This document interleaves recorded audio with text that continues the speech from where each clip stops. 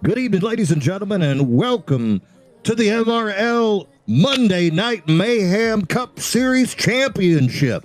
I'm Mean Gene Money. I've got my tag team partner, Zach Panzarella, here in the booth with me, and it is time to crown a champion. These men have battled all year long. They have battled through the round of 12, through the round of 8, trying to inch their way forward until today's date. Tonight is the night. It is time for us to give a trophy to somebody. Colin Bollinger, Tony Iverson, Joe Volpus, and David Owens in his final attempt in his full-time retirement series. They will face off tonight here at Las Vegas Motor Speedway. The race for Suicide Prevention 225 is our title sponsor today. Ladies and gentlemen, 11th leading cause of people perishing here in the United States. 17 veterans a day take their life. As of 2023, over 49,000 people have taken their own lives each year. That's 11 every minute. This affects everybody.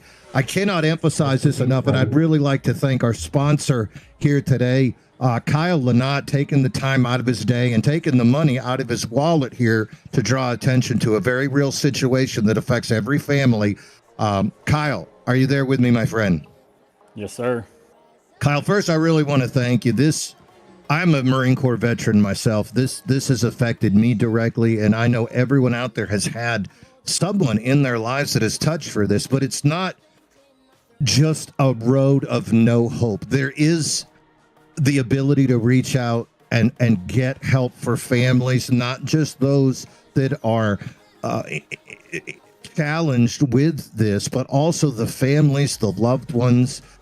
Could you talk a little bit about your sponsor and the people that you're representing? We have a graphic, Zach, if you'd be so kind, as that people can reach out. Kyle, if you just want to talk about this organization for a minute, the 988.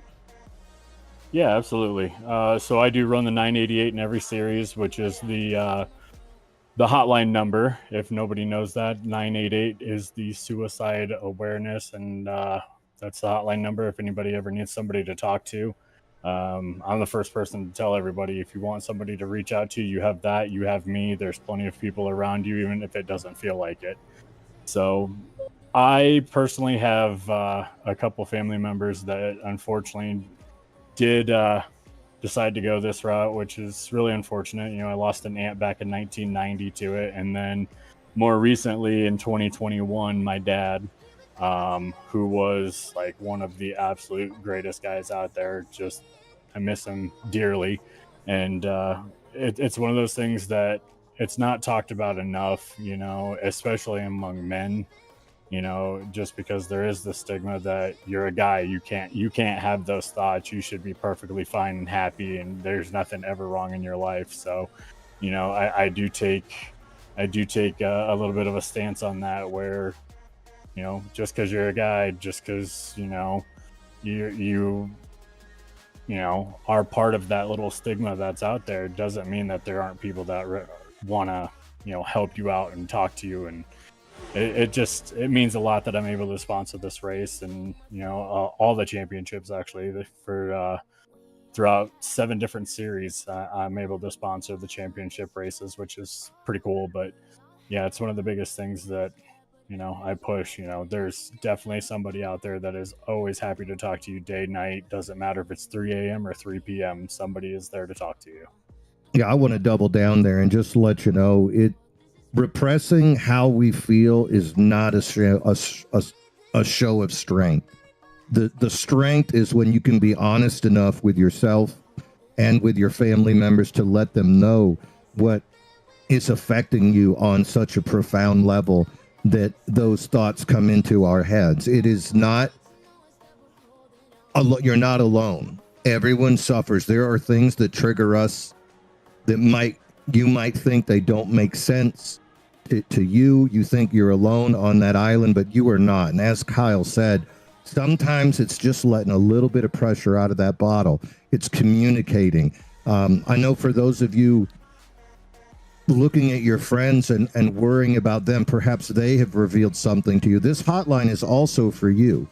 This hotline is also for the friends and family members that you have when you are concerned about these other people in your lives. But Kyle, I cannot agree with you more about that stigma that men face, that we should be able to absorb everything. That, you know, if you're that guy, that you're an oak, you're a rock, I commend you. And I am so glad that you have that ability. I don't. I participate in a veteran prevention group every Thursday. I have for about 3 years now. And I've been out of the Marine Corps since 1994. Some days it's not my night to talk. Some days I'm just telling bad jokes. But the reality is that group helps me release. And that's the opportunity here, Kyle. And I really cannot thank you enough for all of those races to let people know. And it affects all age groups.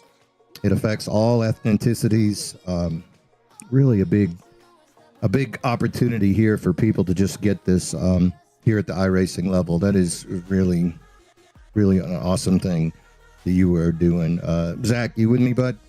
Yeah, I am. And yeah, just to kind of piggyback on all that, couldn't agree more. It's a huge honor and a privilege to be able to cover a race with such an amazing cause, and one that hits home to me in similar ways to that it does to Kyle and you guys. People who are the closest to me in my life have been affected by that, and it's a very serious thing. And one of my favorite things that Kyle said that I want to also just kind of reinforce is really how big of a problem it is amongst men as well, and how I mean, it's not exclusive to men, obviously, but I think that's where a lot of them have a hard time reaching out and a hard time talking about it, and that's what makes these hotlines such a big deal. Because if if it's not your friends that you're comfortable quite yet bringing that stuff up to, these are where these hotlines really, really are so valuable and can make all the difference in the world, quite literally. So very, very proud and privileged to be doing this. So thank you very much to Kyle. It means a ton that we get to be doing this for this, and especially two championship races. What could possibly be better than doing these championship races? Yeah, those 3 words means a lot to people, guys. I love you. That on all you can do is give people the opportunities to reach out for help. You can't force anyone to do anything, but you definitely can reach out, let them know you're concerned. You can see it right there on the screen, 988. You can text 988, or if you'd like to talk, you can chat at the 988lifeline.org, and we have the QR code up there as well. There is hope, and it is out there. Kyle, thank you so much. Anything else you'd like to add before we let you go? Yeah, just I appreciate you guys letting me sponsor this race, but this racetrack in general it's this one hits pretty hard for me. So just kind of a little quick backstory. My wife and I got married in 21, and it was June of 21, and my dad, it was October 14th of 2021.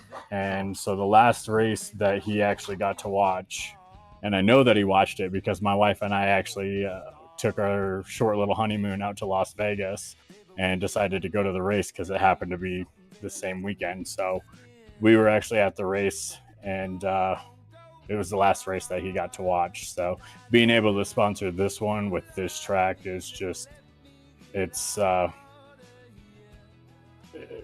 means a lot, and I'm going to double down. I'm going to, cycle back, but that 988 number, like you guys said, it definitely is for anybody and everybody, whether you need somebody to talk to about yourself or a friend or a family, and the other thing is, myself, I'm the first person to give out my number any day, anybody, anytime, because just having somebody listen, and like me and Gene said, the 3 words, I love you, and I'm gonna throw another 3 out there, but I hear you, that just having somebody to talk to and somebody that's going to listen to you, it helps.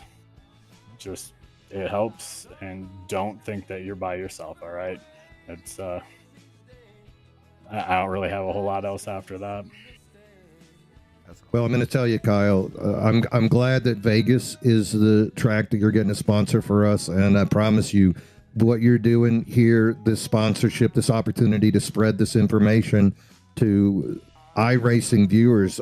This is a big group of fellas that I would imagine definitely is thinking, I'm not allowed to have feelings. I'm not allowed to talk to stuff. You know, the gamer, the racer, the blue collar guy. You know, this is exactly who needs to hear this message. So I promise you, my friend, your father is definitely looking down on you with a big smile, knowing that you are carrying on a legacy, helping to help the next generation of guys, kids that are way younger than us, that are probably being programmed that exact same way. 988, you can text, you can also chat, 988lifeline.org. The QR code is on there, right there for you guys. Take that opportunity for yourself, for your friends. Race for suicide prevention, 225 here at Las Vegas Motor Speedway. Thank you, Kyle. Good luck out there today. Good luck, Thanks, man. guys. Thank you. I was at that race too, Mean Gene. Wow. Oh, Yeah. and The one over 2021? Yeah, was that the one that Larson won, or the one that? Yeah. I was at that race too. That was the first time I ever saw my favorite driver win. Yep, he dominated that race. Yes, he did. I was the one crying like a little girl. I was too, for completely different reasons, though. But you know, in an odd, like, random, like, I don't even know, I don't want to call it a coincidence, but like just some complete irony, like Matty D, you know, everybody rooted for Matty D. I mean, let's be honest, we all wanted him to win because he's such a genuine guy, especially that year, because like it was his year. I remember trying to figure out like who was running what car, you know, and it didn't dawn on me until probably 3, 4, 5 weeks later, after everything had kind of settled down, and I was watching the race, and they were talking about the Las Vegas race, and I think they were talking about Larson, but it was a clip. And if you go back and look at the car that Matty D drove, it was actually the suicide prevention car. It was a white and green suicide prevention car. How cool. Yeah. Full circle moments everywhere.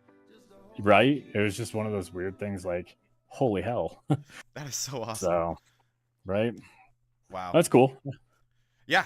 Cool to see. Cool to know we were at the same race, and certainly a great race it was. And hopefully today is half as good of a show as that one. Well, hopefully not as dominant as Larson was, but.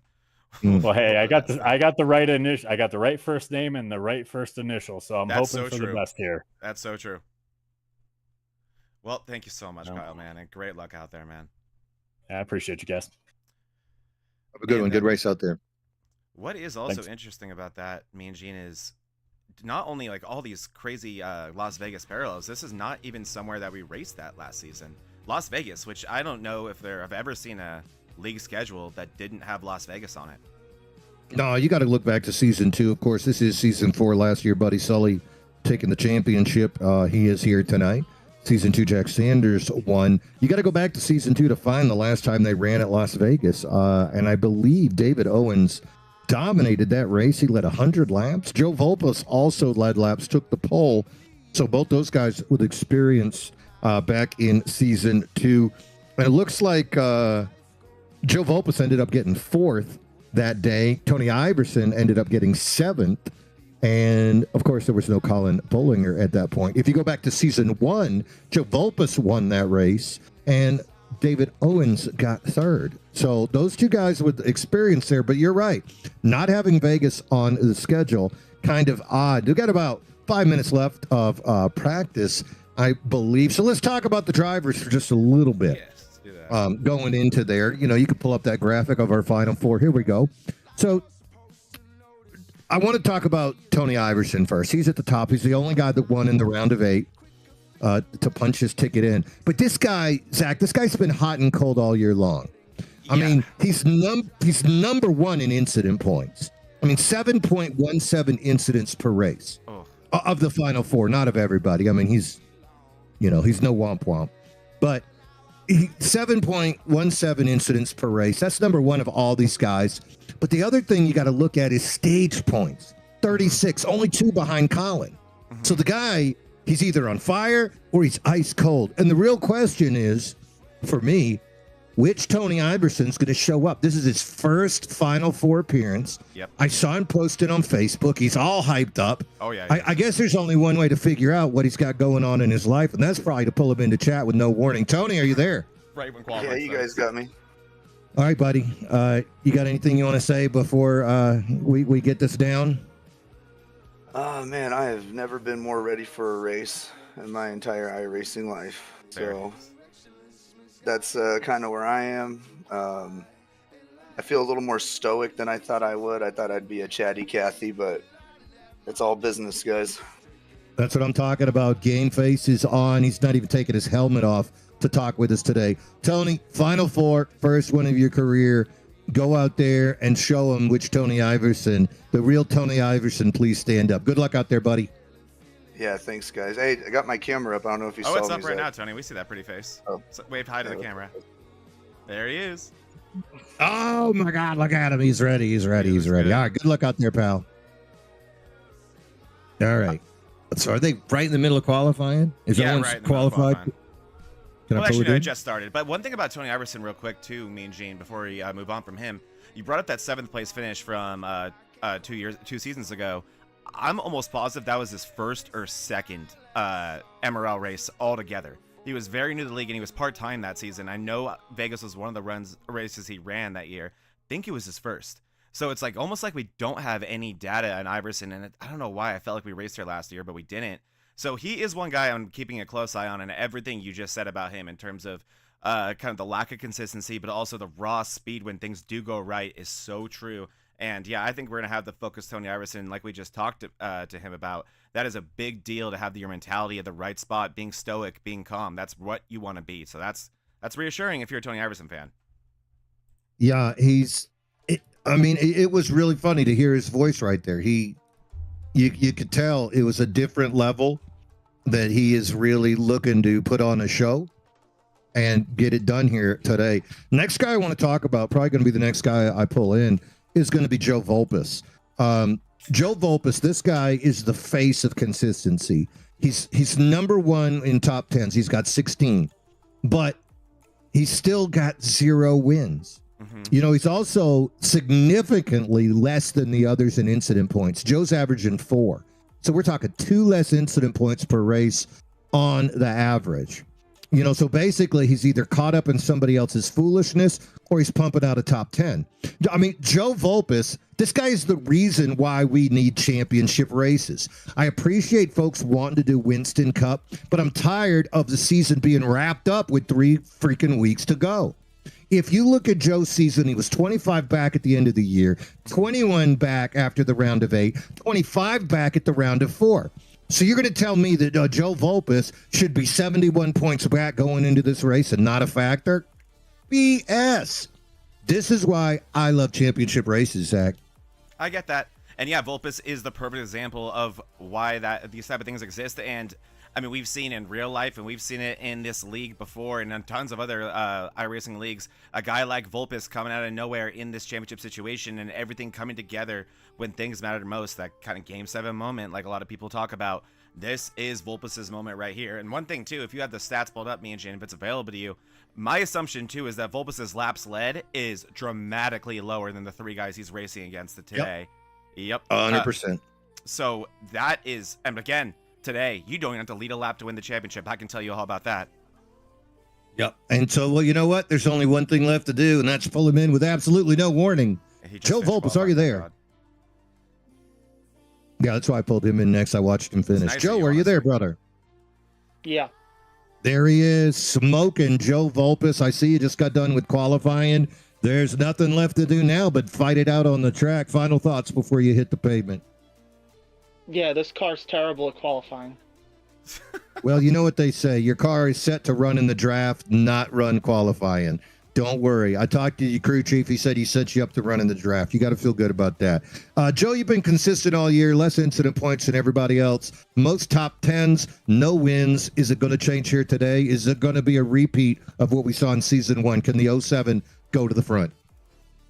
Well, it seems like it's been consistent with me not being able to qualify in this car recently, so it's going to be another fight to get through the field. It's going to be interesting, though, especially with the car getting loose. Probably about 15 laps into the run, so I think honestly where you start isn't really going to matter. It's going to matter how you are on your tires on a long run more than anything else here tonight. So I've been able to pull out some wins with strategy, specifically at this track before, actually, in this series. So it's not something that would be out of the cards. Just need to play the strategy right. It's a long race, longest race of the season, 150 laps. So definitely have a lot of time to get to the front and work a strategy that can get the race win. I love it. All right, Joe, don't get caught up in the chatter. You got a big chat up there in Discord. Don't let them distract you, bud. Good luck out there. Give him help, Al. I appreciate it. Well, I do have good news, me and Gene. It looks like we got a 10-minute qualifying session today, which is great for us, which leaves us enough time to talk about the next two guys. So let's go ahead and cover Colin Bollinger next. All right. So, Colin, I mean, this is the golden child, right? Yeah, he's got exactly. 3 wins. I mean, he's got 3 wins, but in the playoffs, the dude, like, downshifted, right? It seemed like he was just playing it safe to advance, protecting his points lead, and not really challenging everybody. You know, he had a few incidents, a little rubbing incidents was Eric Thornton, but he backed off. And then when he was chasing down Tony, he backed off. You know, that is a habit. Losing is a habit. And I wonder, can Colin scrape that out of his memory bank and just push the car and do what he does? You know, he's got winning speed. He's a defending Xfinity champ from Wednesday night. Can he finish the story that he's already told us all year long? 11 top 5s. He's always at the top of the field. Me personally, I think he will be able to wipe that rust off. No more giving. It's time for taking. If you want to beat this guy, Zach, I think somebody is going to have to take it from him because he does not make mistakes. Yeah, that really is what the story is going to be with Bollinger today. I do worry about this racetrack a little bit for him specifically. Bollinger has kind of been the guy that comes out of nowhere in the more technical racetracks. I'm thinking of kind of the flatter places like New Hampshire, Nashville, where we see him really come in the long runs later in the races when he has it figured out. Las Vegas is kind of a more all bets are off type of situation. It's going to be a lot of close racing, and that's where we've seen Bollinger struggle. We've seen a lot of incidents with drivers, a lot of teammates of contenders that we see out here, teammates of guys like Owens and Iverson. So Bollinger is going to have to keep that clean. And also, like you said, Bollinger, very dominant in the regular season, very quick in the playoffs, but not that same killer instinct, kind of satisfied with second places. That's been enough to get him here into this championship race, but will it be enough to win a championship today? Absolutely not. He's going to have to find that killer instinct today. I love how you say teammates plural when we all know it's teammates singular. Hey, Colin, are you there, friend? You got your radio on? Yes, sir. Tell you what, bud, it's been your year so far. I was telling Zach, you've been writing a story. We've seen all the chapters, you know, regular season, dominant. You got a little point penalty. What would he do? Doesn't matter for that. Go into the championship. You were the point leader both times, round of 12, round of 8. Here it is at the end, though. It's not about points. It's about the dub. How you like this track? I mean, I always like it here. I wish we were in the day so we can have a little bit more tire wear. I mean, it's going to be a slugfest under the lights, but I still like it here. I mean, I think we're going to have a good shot. So, just longest race of the year, too. Oh, is it? Oh, yeah. Lots of laps here. It's in my hands. I mean, I got to go out there and finish the story. So, well, that's what we're looking forward to. You know, you're the defending Xfinity champion. You've come up to the Monday League all year long, class of the field. All we need to see now is Colin close the door. I tell you what, closing early on, if you get the rub the wrong way, how are you going to deal with that? Do you just let the fool go at the beginning? Can you avoid the trap of getting involved in early contact with foolishness? I mean, I really don't think it's going to happen tonight. I think everybody kind of knows that before a race, and it's like, not that you can't race us, but let's not be making the crazy decisions so early. When it comes down to the end, and everyone's here to win, so I get it. But like on lap 45, hopefully we all are racing normally, but No, I mean, I really don't think anything's gonna happen. But it's just the main goal is just if everybody wants to race me hard, that's fine. As long as I'm sticking and just paying attention where those other three are at and trying to just stay with them until it's time to turn it on and at the end. So I'll tell you what, I'll be watching right here. I'll be watching, Colin, and if somebody rubs you the wrong way, you just tell that 23 to meat missile right in the side of him, and I'll Donald Trump him. Nah, he was driving straight. I think his towing broke. I don't give a damn. They shouldn't. It'll be a straight race between you and them other three today, buddy.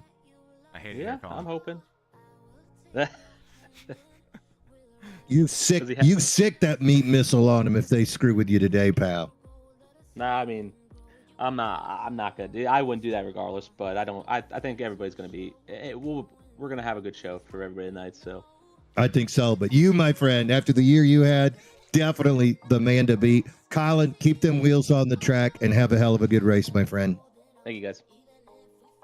All right, Mean Gene. So that is going to wrap up qualifying, and we will give David Owens his moment in the sun. I feel a little bit bad. But before we do that, let's take a look at our qualifying results, because that's obviously going to be huge today.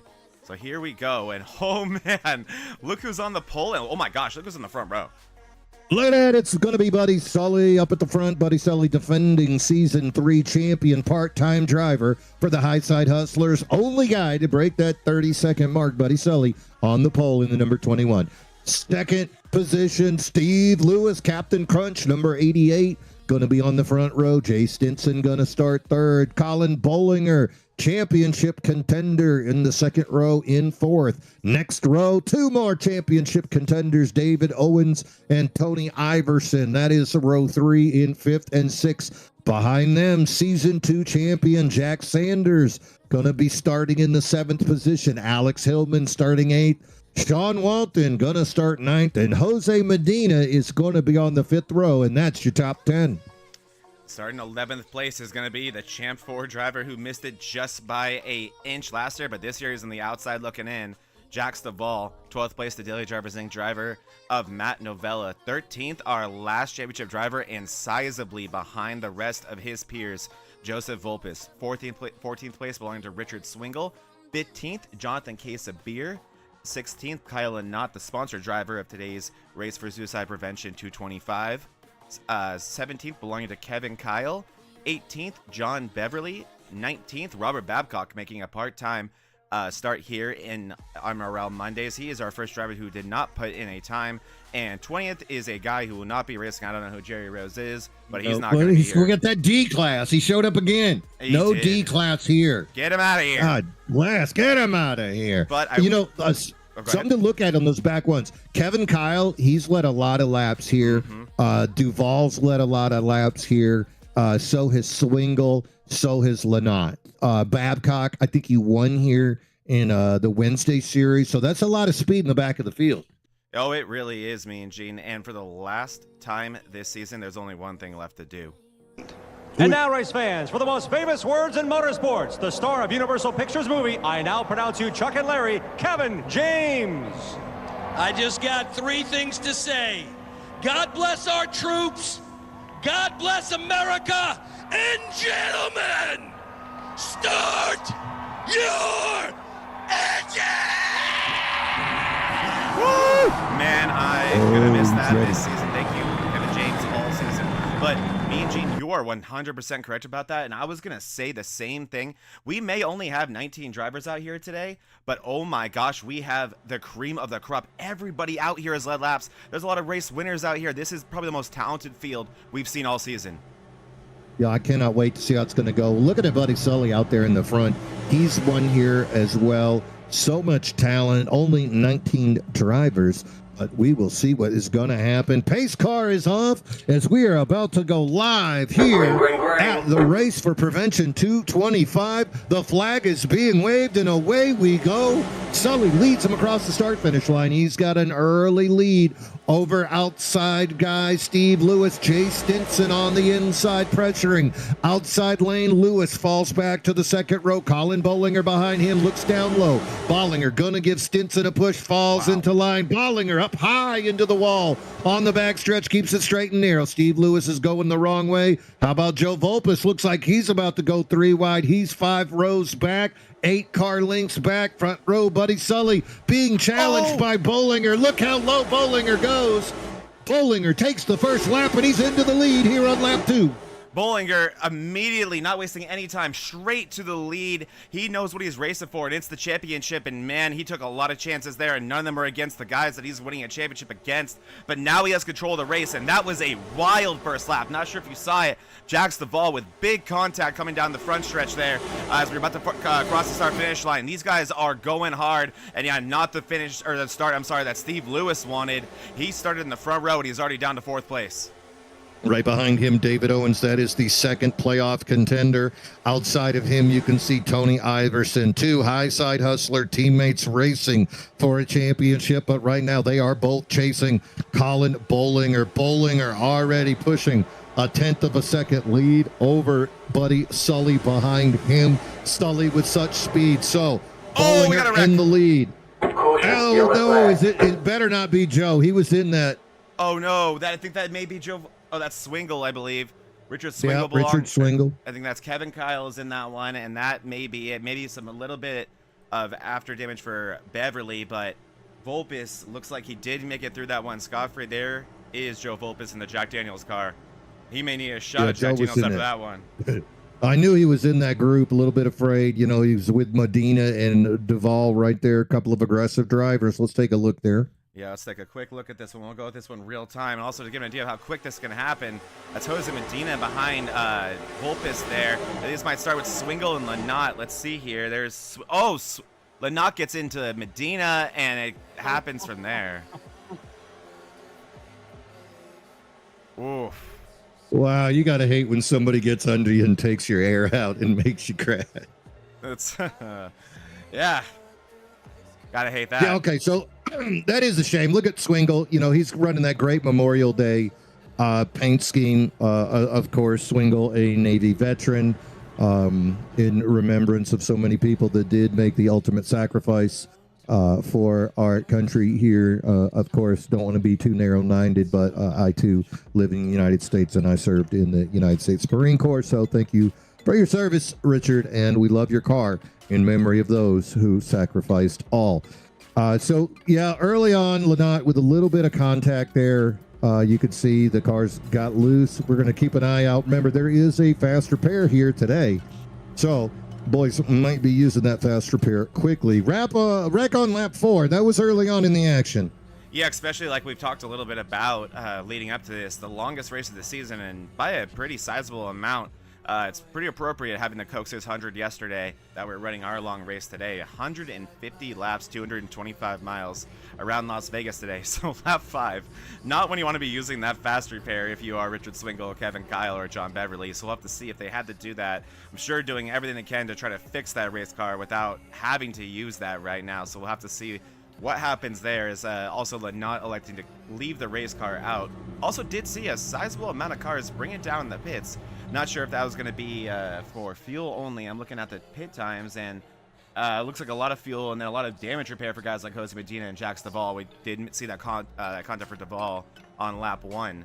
But all our leaders and all our championship contenders staying out so far. And Bollinger, again, that restart from Bollinger, that could have, we could have had our moment of the race in lap 1, me and Gene, because that was very, very big there.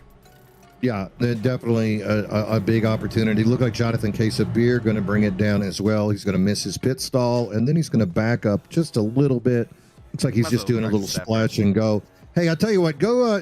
Could you hit John Beverly's car for just a second? You get a close-up on that. I want to take a look there. Now, he did 1 minute and 3. So I'm assuming that he did not go with the fast repair, and he tried to bang that thing out. Right. There you go. That is that paint job right there by Phantom Customs. That's Richard Swingle's paint company. So if you like what you see right there, maybe you want to look into Phantom Customs. Go ahead and take this opportunity also to give a couple of shout outs to the rest of our sponsors about Chantilly Lace. If you got some photography needs, you want to do weddings, still photography, video, they can take care of your needs on the East Coast. That's Chantilly Lace, with one of the best reputations on the East Coast, and also just a really good group of guys to work with. Make your wife and that family happy with those memories forever. Chantilly Lace. Of course, this is the race for prevention 225. Remember, there is hope. Dial 988 text. You can text 988 and get some assistance out there if you need it. Here we are. We're about to go live, and the green flag drops, and away we go. Colin Bollinger is going to lead him across that start-finish line already with a 3-car lead on that start. Jay Stinson right behind him. Stinson and Sully side by side. Go to row 3. That is going to be Tony Iverson and Alex Hillman. Inside lane, you can see Iverson now finding speed. Going to look below Stinson. Iverson might be the next championship driver to get into the race. He's now on that bottom lane, side by side with Jay Stinson. Could get some help from Kyle Lynott. Meanwhile, they're 3 wide for just a moment. That was Owens and Sean Walton and Steve Lewis. That was exciting. Look at that lead by Bollinger. Now, question is he just going to run the tires off the thing, or is this the advantage of having all that clean air?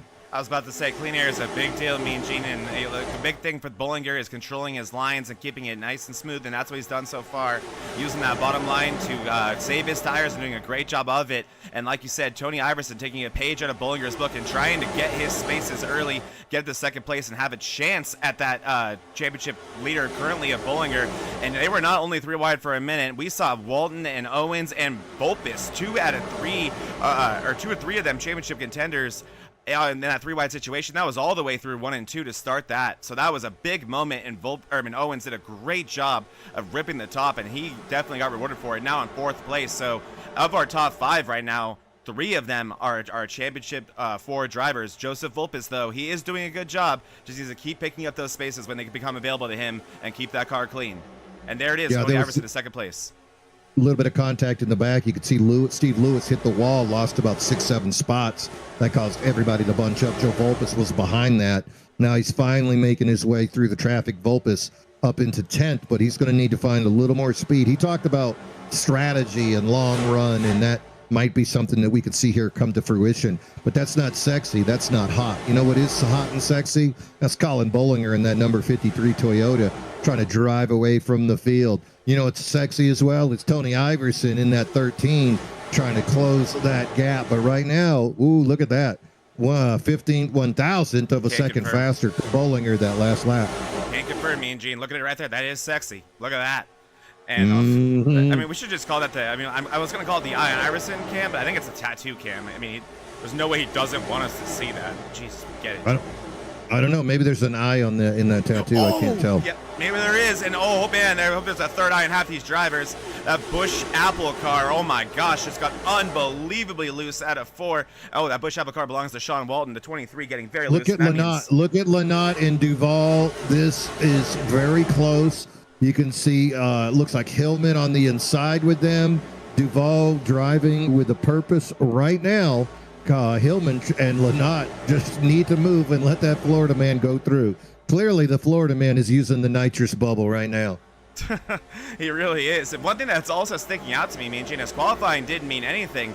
Did it? I mean, like, look at this. Our pole sitter, Buddy Sully, our defending champion, also all the way down to 8th place. We're only 13 laps into this race, and a handful of them weren't green. And then the other guy who shared the front row with him is all the way down to 14th.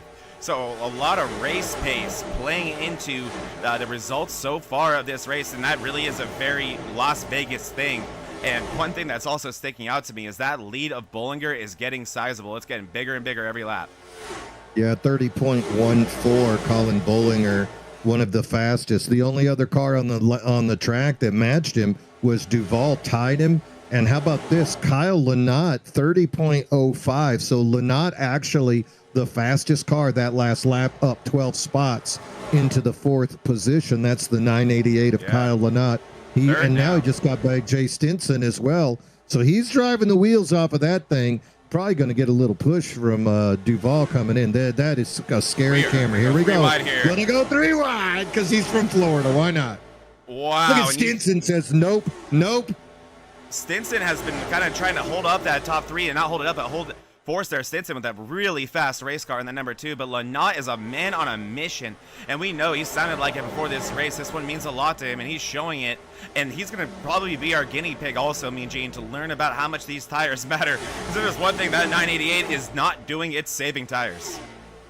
No, him and, Bollinger as well, though. So Bollinger, Duval, burning down the laps. Look at now, Lynott looking to the outside of Tony Iverson.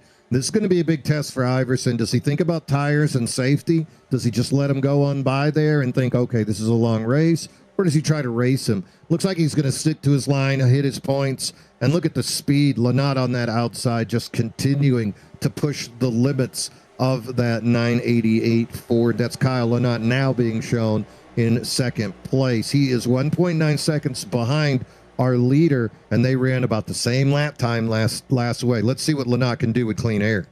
Yeah, this is going to be interesting. A full 2 seconds until Bollinger, so he's going to have plenty of clean air until he gets very close to that 53. So Lynott is just putting down some really fast laps. I think he was using the high lane to make a lot of those passes, and now that he has clean air, he's going straight to the bottom. But nonetheless, that car looks fast. I think any lane, anywhere he wants to go, that car is going forward. So I am curious to see what Kyle can do here. Also showing that he understands how to race around the championship floor, doing a great job of it, racing hard but respectful, and getting rewarded for it now, running in the runner-up position. But man, the rest of the championship floor, one thing they got to figure out is how to get anywhere near Colin Bollinger, because it won't matter if Lynott gets to him. No, exactly. Lynott can win the race, and someone else can win the championship. You might be wondering where the other championship four are. Of course, Bollinger in the lead. Tony Iverson, he is in third place, 2.3 seconds behind. David Owens, he's faded just a little bit. He's 3 seconds back of Bollinger, being shown in sixth. Joe Volpis up from 10th, now into 8th. So Volpis slowly making his way through traffic. We'll see about that tire strat. I think Owens as well, now thinking about strategy, just trying to put down those laps. We'll see what happens when he gets up to Stinson. Stinson seems to really just be content to put in laps and not get in the way or race these championship fellas. Yeah, I think Jay Stinson kind of settling in here, being ready to learn and see what's going to happen and how to move forward to the next run. Again, a very long race today, so no reason to be in a rush, I guess, unless your name is Kyle Lynott, because he sure is. And yeah, I think I also saw Kyle is back to using the top. But let's also touch on our fourth championship contender that we really didn't get a chance to talk too much about in the pre-race, and that is David Owens. David Owens has been another one of the really, really strong drivers today, and when I mean strong, kind of the opposite of Volpis in the way that he has been able to win races, run up front very often. I think he'd also consider himself a lot like Tony Iverson. Hasn't won as many races as I think he feels like he should have, but definitely I think a better season than Owens had last year. Last year, never going to victory lane. He was the Joseph Volpis of the championship for last season. This year, a different story, but still Owens kind of, I think, a little bit on the outside looking in when it comes to guys like Bollinger and Iverson when it comes to dominance, but this is a track that he very much likes. He's won championships here, so he'll be a guy to obviously watch today and someone who can very much win another MRL championship. Well, my question about David Owens is, can he overcome the fatigue factor? You know, he was at Charlotte all weekend. So this dude just got done partying down at the Charlotte 600, Coca-Cola 600, and now here he is behind a car. Can he knock that fatigue out? The other storyline that we have to mention with David Owens is he announced his full-time driver retirement. So this is basically the last hurrah for David Owens in this car. And, you know, speed, yeah, I think he's been off a little bit the last few weeks. There's a lot going on the side with him. But if you take those 3 weeks of technical problems, 4 weeks of technical problems out, I think he has more wins than anybody else. I think he's got more top 10s. So it really was that little hiccup of technical ability, and that really threw him off. Like, all his momentum went out the window, and he suddenly became a different person. So for me, this is it. This is his last shot at a Monday title, and can the veteran defend from all these young pups trying to come in and take his stuff? 2 wins, 15 top 10s. You know, can he be the David Owens of the beginning and middle of the season? Because if he can, he's going to be tough to beat here. Yeah, and again, it's a racetrack that he very much enjoys. There you see Iverson making the pass back on Kyle Lynott. Oh, and Lynott into the wall a little bit there, me and Gene. I think we said Lynott's going to be our guinea pig, and our guinea pig is struggling a little bit right here to keep these tires below him. Look how loose that 988 of Kyle Lynott is, extremely loose. through the mid corner there. You see him kind of wobbling on exit there.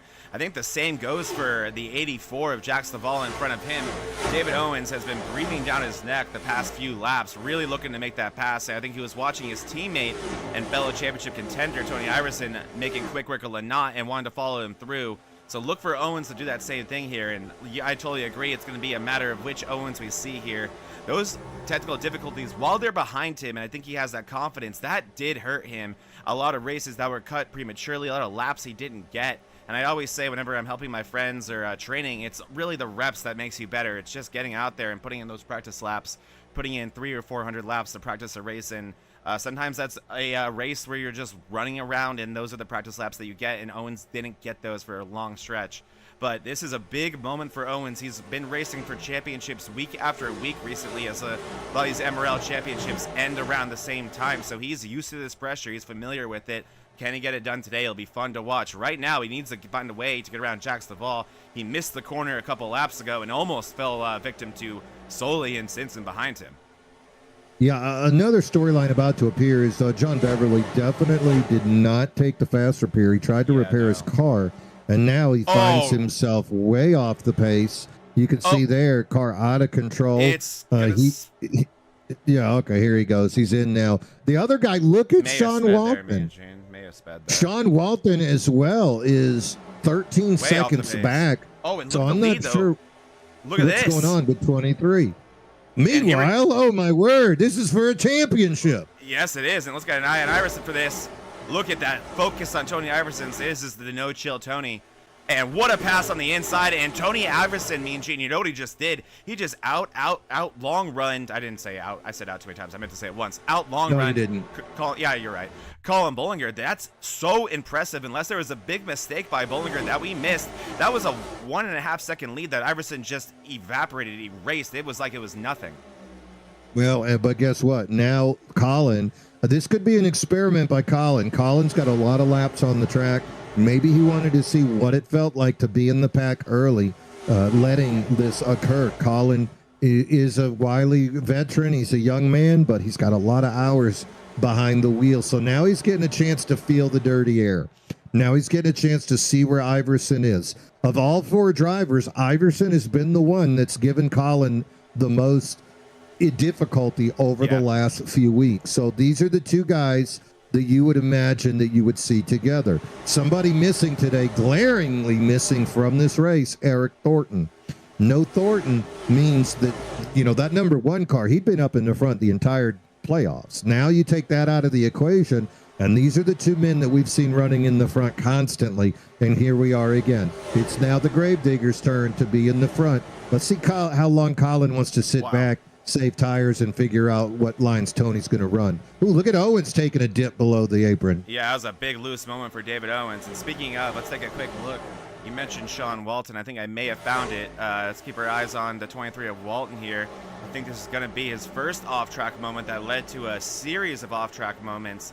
At this point, it looks like Walton's car, I see him very, very loose in the middle of the corner here. I think it's going to be on the exit. Yes, it is. And oh boy, there he goes doing some lawn work for the good people of Las Vegas. Free of charge. Wow. If this was real NASCAR, he'd have left that front spoiler there everywhere. Oh boy, that car probably would have caught air if this was real life. Absolutely. Yeah, here we are back at the lead. And I'm thinking, Mean Gene, based on how quickly that lead just disintegrated and how much Bollinger has been able to stay with Iverson, that it was a mistake. And if I was to assume what the mistake was, it's probably the same thing we just saw from Sean Walton. Probably a loose moment out of 4, as there he is right there, Bollinger loose again mid-corner, and we saw it with Owens a couple laps ago as well. I think that's probably what happened, yet he didn't do any lawn work like we saw Walton do. He was able to gather it up, but that will also cost you roughly 1.5 seconds, right? And Iverson making the most of that. But I think if it was him running them down, he would have checked out by now, right? Yep.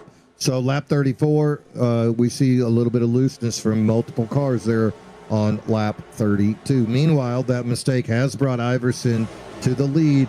And if you look behind him, how about Florida man? Jack Duval, guy had a heck of a great run Sunday at Charlotte in our sister league, the Bonfire Race League over on the Vortex Racing Network. So Duval hungry to get back up into the front, and there he is currently running third. Bollinger in second, championship driver. David Owens in fourth, slowly closing that gap, running faster than the cars in front of him that last lap. Joe Volpus now in sixth. So Volpus keeping it close, and he, of all of those guys, I think he might be the best off on that tire wear and fuel. Yeah, Volpus doing what he has to do right now. I mean, he, like we talked about, the worst qualifying effort out of the Championship 4, and by a pretty big margin. But now here he is, recovering from that in sixth place, really where he needs to be, and not, or I think even more importantly, Mean Gene, not far back in terms of margins on the racetrack itself. Less than 2 seconds behind the leader of Tony Iverson. So yeah, maybe an undercut, maybe some clever pit strategies, or even just a caution, and it's like none of this even happened for Joe Volpus. So he's still very much in a position to win this championship. And one thing that I'm really looking at right now is when someone, or who's going to bite first, who's going to want to pit first here.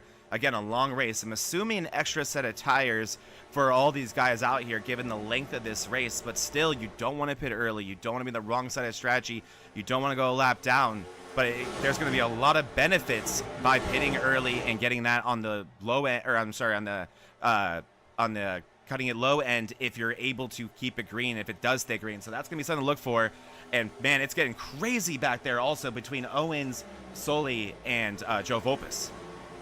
Yeah, you could see right there, Owens actually got loose that last lap, lost a second over the other drivers. So he loses Buddy Sully, falls back into Volpus. Volpus eased off, and Jay Stinson took advantage of that, got by Joe Volpus. And then right behind them, Babcock and Sanders. And Babcock, he's in that target car. That is a fella, you know, it shouldn't be a target. It should actually be the sight on the end of a barrel. The way he drives with that front end sometimes.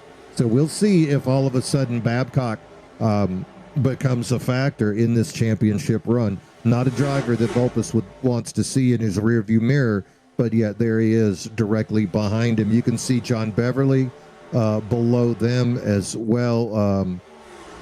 He is a lap down, but he is on pressure tires.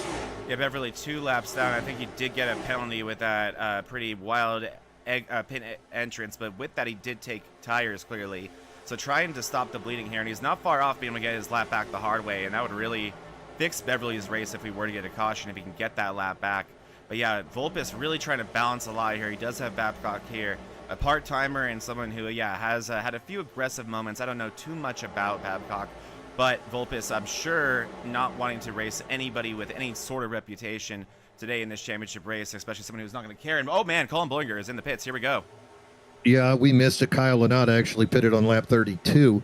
Here come, yeah, he's shortcutting it in. There's Bollinger now coming into the pits. Looks like Kevin Kyle, also running 14th, is deciding now is the time to get some freshies. I hear Iverson, Buddy Sully on the radio. Here they come. Now, remember, they will award points at the halfway mark. Not going to affect the championship 4. There will be no caution. To cut the race in half, they will just continue to drive straight through. Scheduled for 150 here today at the Race for Prevention 225. This is the championship race of Season 4 of the MRL Cup Series. I'm Mean Gene Money. That is Zach Panzarella. Excited to bring you all the action here today. Lap 41, and the pits is getting busy. Business is picking up. So I'm assuming this will be Owens' turn right here. The only of our championship 4, including, I'm sorry, Volpus as well, have yet to breathe down. So it looks like Owens and Volpus going to run this a little bit longer than the other two. Bollinger biting first, Iverson coming in the next lap in. And you just saw how important this race is to guys like Iverson. Such an aggressive entry into the pits there. So aggressive. You could tell that was something that he practiced a lot, and I can guarantee you, Mean Gene, I think you're going to see the fruits of his labor when we come back around and this whole thing cycles out. I think Iverson will be closer to Bollinger than we think. I think Bollinger will undercut him. He did come in a lap earlier, and I think it's going to be about a second that he gained there, and that's not as much as Iverson can get. So we'll have to see. And here we go. Let's take a look at this, actually. There is Bollinger, and Lynott, actually, who did come in very early. That was not enough for Kyle Lynott to undercut Bollinger, and he has such older tires than him now that Lynott is not going to be able to have anything for that 53. But, man, I was wrong. Johnny Iverson is considerably behind Colin Bollinger now. Yeah, Colin hitting his marks, he's always been one of the best pit pit guys in the league. Oh, big hit by Owens. Ooh, Owens trying to go around Steve Lewis there and makes a little contact. And that's going to happen periodically when you're dealing with a little bit slower of a car. You know, Owens, he's still on his initial tires, so they could get loose and cause those incidents. Steve Lewis, on the other hand, he pitted just 4 laps ago. So surprised to see him come up so quickly on a car that has fresh tires. And here's Vulpes in the pit, so only 1 left, and I'm sure this will be soon for Owens. Here he comes, David Owens bringing down the pits, and again, ultra aggressive entry. You just saw how close it got to Babcock there, and that is just the product of a lot of practice from David Owens, and now it's exactly what you need to do. I'm sure they all expected this to be a largely green race, and that's going to be so important to not waste any time getting in the pits, and all these guys proving that they had that ready to go. Great job there by the 11. Yeah, that's definitely showing you the abilities and what else it takes to win a championship, to win races. It's the difference between a top 10 and a top 5 is how hard and fast you can come in the pits and not pick up that penalty. You saw him make up about 8 car lengths coming from turn 3 into the pits there. And now look at him leaving ahead of Babcock as well. So heck of a job there in the pits by the 11. Yeah, really, really great job. I mean, all 4 of them doing an amazing job. Vulpes as well, not wasting any time getting in the pits. Doing a lap earlier than David Owens, and look what that did for him. There's Owens, and look who's behind him. It's now the 11. So David Owens in last place in the championship race right now. That is a product of pitting last, and it also gave him a 4-lap advantage over guys like Bollinger and Iverson. So we'll see how much that matters as we get later in this run, and I do think Owens did prove to be a pretty fast long-run car. So Owens, I do like what he's doing. It's a little bit different in an agenda, Mean Gene, but sometimes when you don't have the same raw speed as the guys you're racing against, you have to be a little bit creative. Jack Sanders currently being shown as the leader, but he pitted on lap 4. And here he goes. He's going to bring it down. That's going to pass it over to Case of Beer. Case of Beer, who pitted on lap number 5. Going to keep it out. Looks like 1 more lap. Case of Beer does have all the way down fit to 16th. On the lead lap, but around 16 is where Medina becomes the lapped driver. So Case of Beer hoping for a caution, so maybe he can get back into the rotation of championship drivers. Meanwhile, men that have pitted, that's going to be Colin Bollinger. Colin with a 1-second lead currently over Kyle Lynott. Tony Iverson behind him. He's got a 1.5-second lead on Tony. He's got, oh my word, a 10-second lead on Vulpes and a 12-second lead over David Owens. If this thing stays green, Mean Gene, it's as simple as the math that you and I do on our toes and fingers. Is it not? I mean, these guys, we've seen it a lot from them. When they are gifted a largely green race, we get dominance from guys like guys like Bollinger and Iverson. They've shown it time and time again. And there is Iverson looking to the inside of Lynott driving with all the respect in the world, giving him that lane, and he's going to go ahead and move to second place. And now Iverson has to make work of the teammate of Bollinger, and that is Sean Walton. Walton driving him a little bit low. We know how much these two just adore racing one another. And Walton putting the squeeze on. You know how much Iverson's loving this right now. Right there, you can see the 23, though. He came in a little bit hot. The angle was wrong. That's going to lead him up high and pretty much take him out of that. Now, a little bit of side draft and going to slow down Tony Iverson. Not clear yet. The 23 still has his front end on that wheel. This definitely going to affect Tony Iverson. That 1.5-second lead now becomes 1.7, almost 1.8. Iverson does make the pass, but here comes Walton again. Walton is a lap down. But, hey, he's racing out there. Yeah, he could win this race, right, Mean Gene? And there is John Beverly trying to recover from that. I'm going to win it on lap 51, 1 lap down. Let's go. Let's go. What better time than then, right? As they have to rip at the top now, why not? Man. I'm already hitting speed dial to Kevin Kyle and get my trophy made, boy.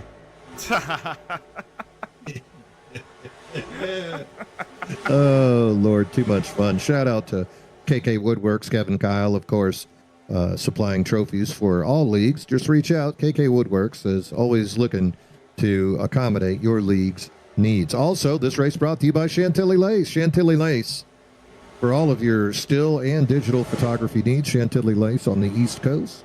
can handle weddings, birth, mitzvahs, quinceañeras, everything except for kidnappings. Contact Chantilly Lace. Yeah, Back say on the no to track, that. Colin. No, yeah, say no to kidnappings. Colin Bollinger continues his lead, 1.5 seconds. So Iverson was able to get clear of Walton just enough to start to eat away at that lead. Walton still behind Tony Iverson, though. Walton pitted on lap 45, so he actually has 4 lap fresher tires than Tony Iverson. So I don't expect that 23 to go anywhere, Zach. No, I do not either, Mean Gene. I think that 23 will be able to hang with those guys and give them lots of fun racing for as long as he wants to. One thing that's kind of interesting to me, here we are on board with the current leader, Colin Bollinger. Watch how he's using, and watch, you probably won't do this lap since I'm mentioning it, but I think he's using the white line for a little patch of grip. He is, watch this. Look at that. He has the left tires planted on the white line, and there's a little grip strip there. I mean, you have to be a special level of talented to be able to do it. Let's see if he does it through 3 and 4 as well, because I think I saw Tony do it too. But if he doesn't do it through 3 and... Yeah, he does. Okay. And let's see Tony here. And that may be the difference. Tony not using that same level, or that same little white strip. We'll watch one more lap here, and I want to see if Tony does the same thing. This is the stuff that fascinates me. He can't. He's got Iverson up under. I mean, Walton up under him. Look at Walton now, side by side. Oh, no. No, Walton got behind him. And now... Oh boy, oh boy. Come on, Sean. Sean putting it down. Meat missile, let's go. Do I dare put Tony Iverson on camera right now just so we can see what it looks like? Yeah, I might as well. Let's see what the tattoo is throbbing. Thought the skull would turn red during moments like this. Yeah, it's really unfortunate, but if you're Sean Walton, you're just out there putting down laps, trying to race, running a line. Just hope the side draft doesn't go wrong. Walton is almost down on that white line as well. Plows up just a little bit. They're still catching Bollinger, but I'm sure Iverson thinking, man, I'd be catching him a lot quicker if you weren't here. You know who is catching him is Jax Duvall running faster laps than Iverson.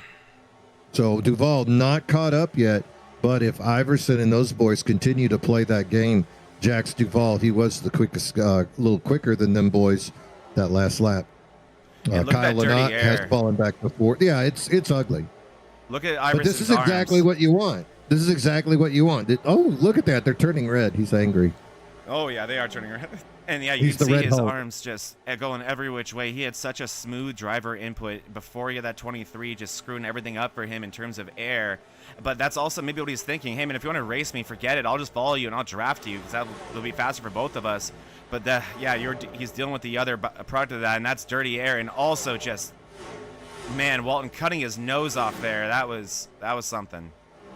Well, look, Iverson is running 1/100th of a second faster than Colin Bollinger. So Walton is at least driving quickly while he is lap traffic directly in front of championship contender Tony Iverson. So as long as Walton continues a forward movement, I think it might behoove Tony to save tires, because you and I both know if you get side by side with somebody, if you're eating dirty air, trying to get around them, you're going to heat those tires up. Yeah, so I think really in this does case, your tires up. Iverson just has to follow and pray Walton is trying to catch him, right? And somehow, what he really needs to do, too, is find a line that's not behind Walton's through the corners. Whether that be the top of the track or a little bit lower than Walton is, just get yourself that clean air. Make it easy for you. And, yeah, that's the thing we don't bring up enough, Mean Gene, is what dirty air does to tire temperature. And that's a lot of just how much steering wheel input we're seeing. That is not good for tire temp. And here they are to make matters even better, catching another lap car of Steve Lewis. This is just all kinds of complicated. Yeah, Lewis going to go high, avoid that. Up front, Colin Bollinger, he has caught Jose Medina. So also now Bollinger is going to start to deal with his own situation of dirty air. Iverson still trying to make his way around. He's losing a good 15/100th of a second each lap now following Walton. And that might be a message. I think Tony's going to send a little email. That wasn't good. Yeah, a little bit of unhappiness. Tony Iverson, a little chippy on the radio. Walton calmly responds to him, I'm just racing. So we'll have to see What's your opinion on this, Yeah. Eugene? In all transparency, what's your I opinion didn't. on what we're watching I right didn't now? have the cam. Well, I think that we're not seeing any Overall. different. We're not seeing any different style of driving from Sean Walton than we have seen all year long. I have like two. I have an angel and a devil on my shoulder right now between the two opinions. I really do. Right. You want my opinion? Show me a chase cam on that, and then we can what just talk. happened? Yeah, let's see if we can get a good view of it. Yeah, we're going to see if Iverson plows up. Well, we're halfway. We're into this run now. We're 11 laps into the. 21 laps into this run. So the tires could be getting wore out, or this is not going to be exactly when it happened. It should be close. Or he got a little tight. Yeah, So they passed Steve Lewis here, and let's see that chase cam. Yeah, let me get to the far chase, and here we go. I'm still going. Okay, I think this is it right here. Here we go. That's okay. So Iverson's under him. He rubs him. He goes for the pit. Yeah, it doesn't get it. Goes a little sharp. You could see a little sharp. Iverson loses control of the car. He comes. That's a racing incident. I mean, if it's not, then it's not Walton's fault. I mean, it's not Walton's fault that happened, but I'm sure if you ask Tony Iverson, it's his fault that he's even there in the first place. And that's what I'm kind of grappling with, is how I'd feel right now if I was Tony Iverson, and how I'd feel right now if I was Sean You know Walton, what? 30-point penalty. 30-point penalty. This is MRL. This is MRL. 30 points. Mr. Rose. Right off the top. Meanwhile, up front, Colin Bollinger now with a 3-second lead after that little exchange between Iverson and Sean Walton. Jax Duvall trying to close the gap on Iverson. Duvall actually fastest lap that last time, 30.99. So 0.3 of a second faster than his counterparts, trying to close that gap. Bollinger still 31.13, running really fast. Alex Hillman with a 31.03. Also of note, Hillman currently back in 9th, but that's a really good lap. Yeah, Hillman doing a good job. There he goes, getting around Kyle Lynott right there. Lynott still dealing with a little bit older tires. I'd assume based on Lynott hitting on lap 32 in the beginning of the strategy, going to want to bring it down pretty soon. We're already past the halfway point for him, or we're already doubled up, so probably trying to get closer to the same strategy as everybody else, but stop that bleeding a little bit, right? And then regarding our other two championship drivers, these two, there they are right there. There's David Owens, and just a little bit behind him is Joseph Volpes. Volpes not anywhere near close enough to Owens to really attempt anything. And even if he was, I'd assume they would not. They have bigger things to worry about, bigger fish to fry right now.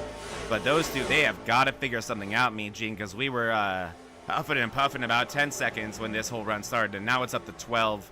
It's not looking good for these two. They are going to need a yellow flag. Yeah, David Owens did manage to get by Joe Volpes, but neither one of them making any progress.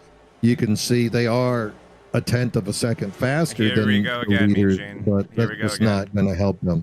Oh boy, oh boy, oh boy, oh boy. Here we go. Tony Iverson, he's going to go low. How frustrating is this for Iverson, Mean Gene? He was about 1.5 seconds behind Walton after that little incident, and now he caught him in no time.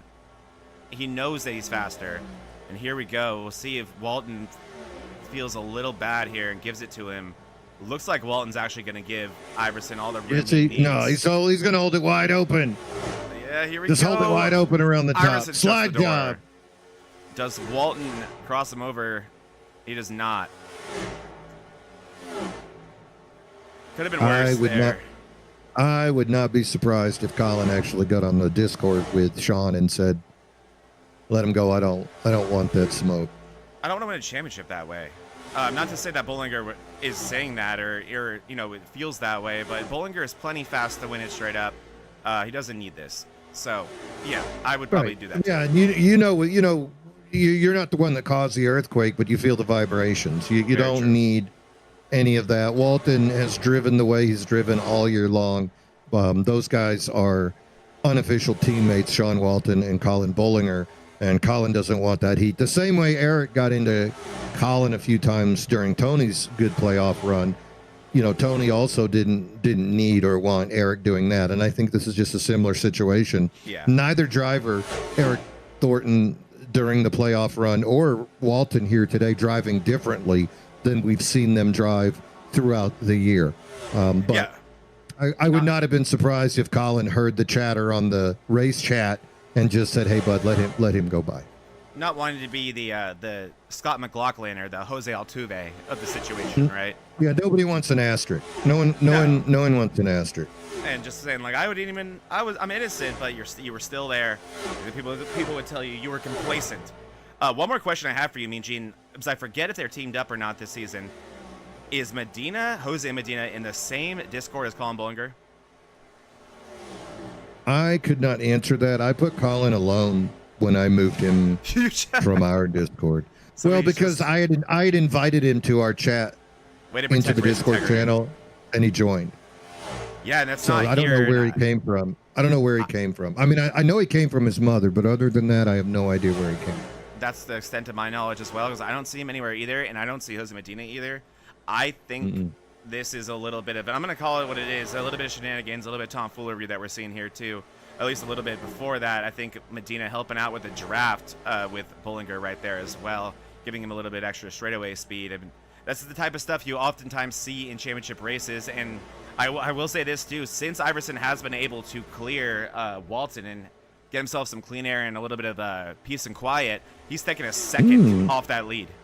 Yeah, yes. Look at that. He actually, that last lap, Colin, now a little faster, but you're right. The two previous laps, you know, going back to Jose Medina, he's in the 54 right behind Colin in the 53. Jose is the first car a lap down.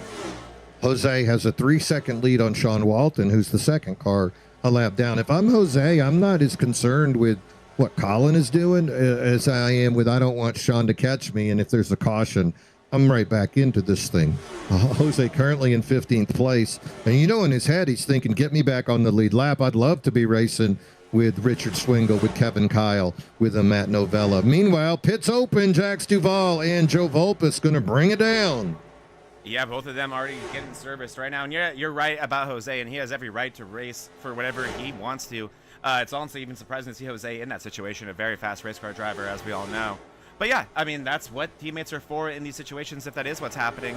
But yeah, you're right. It's too far now, and Jose does have to keep Walton behind him, and he knows how aggressive a driver Sean Walton can be. So the further away you can keep him, then absolutely the better. And the more we go on in this run, the closer and closer Tony Iverson is getting to Colin Bollinger. So Tony Iverson, not so much in the catbird seat yet, because it's still 2.3 seconds, but he can kind of dictate when everyone pits here, right? He has no incentive to kind of try to undercut Bollinger here if he's taking enough time anyway. Right, and you figured they pitted on lap 40.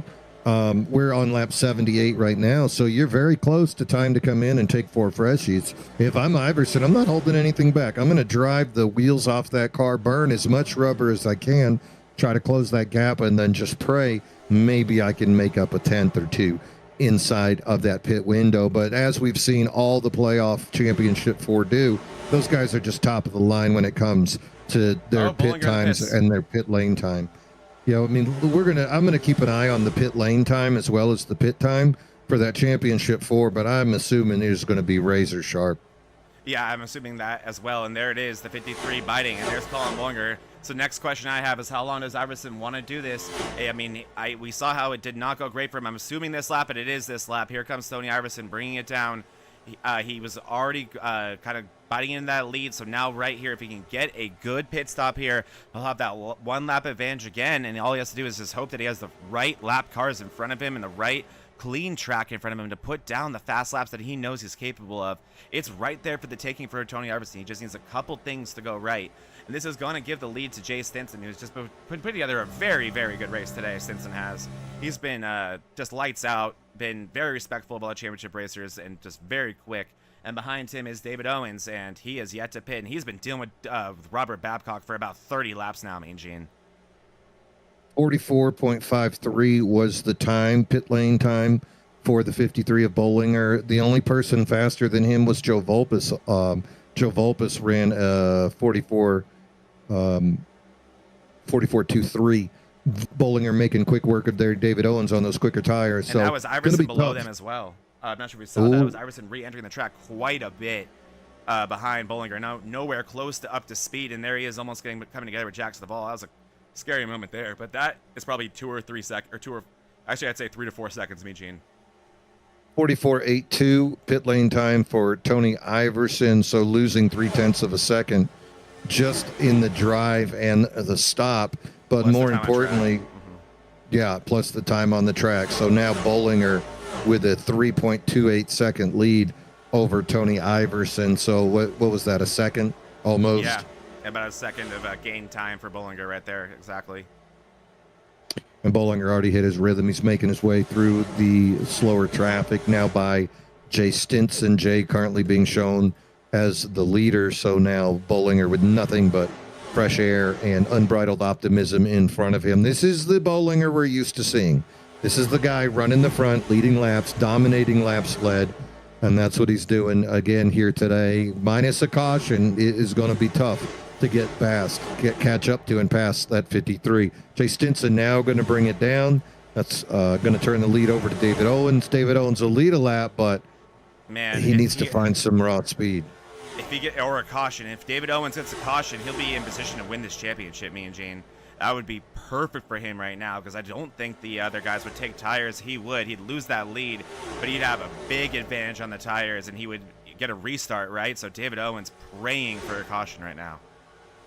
David Owens, you know, we've seen it before. I've seen the guy win from 3 laps down, but that's when he was showing all the speed. Today, he's going to need something beyond raw speed to get him through zero chill right now behind the 8 ball as far as catching up and passing the 53. Bollinger, this guy took tires and he's already back up into 6th place.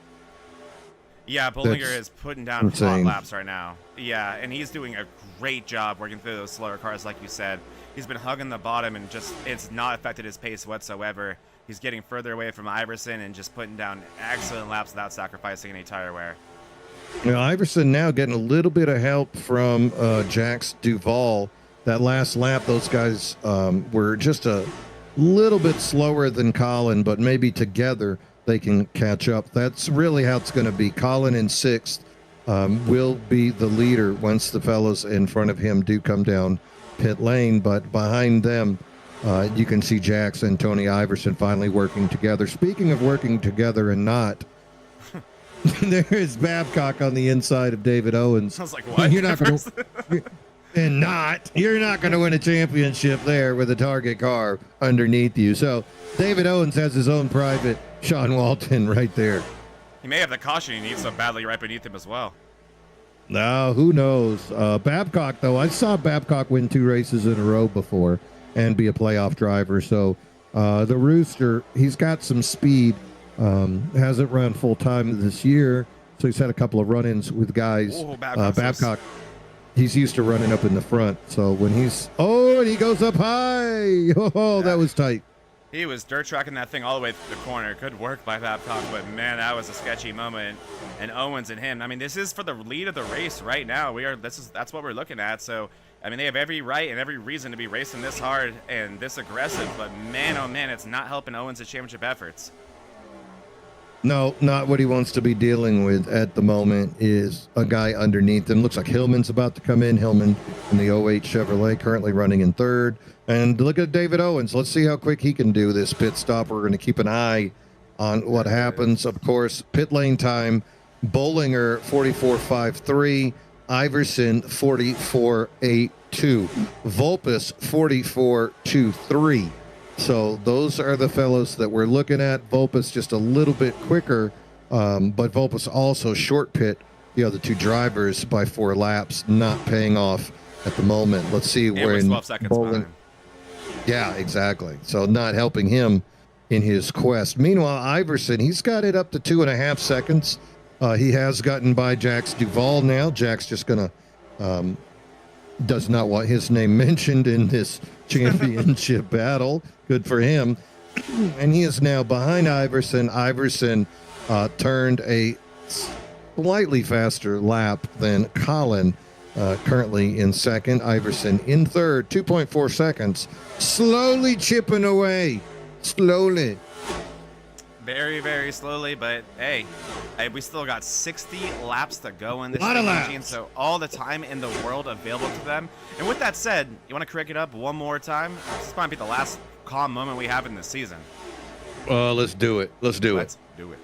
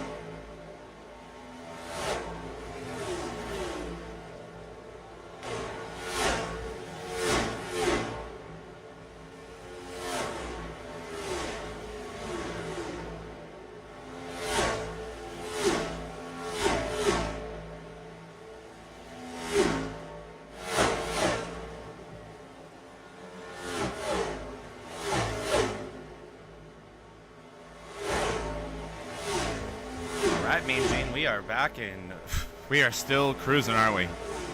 Well, I'll tell you what, though, a couple of bits of news. Sean Walton in the pits has not come back out, wondering if his day is done. Joe Volpus, lap 92, gets loose coming out of 4, goes all the way down the track. It looks like he almost hit the infield wall. He actually blinked for a good 8 seconds. I wondered if he lost connection, but that cost Volpus now finding himself 29 seconds back of the leader without a caution. That pretty much is going to end Volpus's opportunity. Yeah, that was turn 4 out of 90. Turn 4 coming out of 92 for Joe Volpus. I think you're right about the connection because I'm looking and he's not here. Wow, what a horrible time to have that. Yeah, okay, so here's Volpus. Did he lose? Yeah, go all the way back. He just vanished. Yeah, he just vanished, and I don't think anything's going to happen here because I don't have anything before that. He's just off track. Or I mean, no, you did. You could see him in 3. In 3 and 4, you saw him go up high. So it's like I think he lost his connection. In addition to that, that happens too often, is it? No. And Tony Iverson also, he closed the gap to 2.1, but then it went right back up to 2.4. I mean, we've seen Bollinger do that so many times this year, and that really is the mark of an amazing driver. Is sometimes you will give up a little bit of time and kind of bait your opponent into using their stuff up a little bit, giving them that false hope, right? You give them that about 2-second threshold, maybe. Let's say that's what Bollinger was comfortable with, and then you crank it back up, and that is so demoralizing if you're the 13. Yeah, Tony Iverson, he's got a good 4.5 second lead over Jax Duvall for third. So Iverson doing his best to try to close this gap, but every lap it just seems that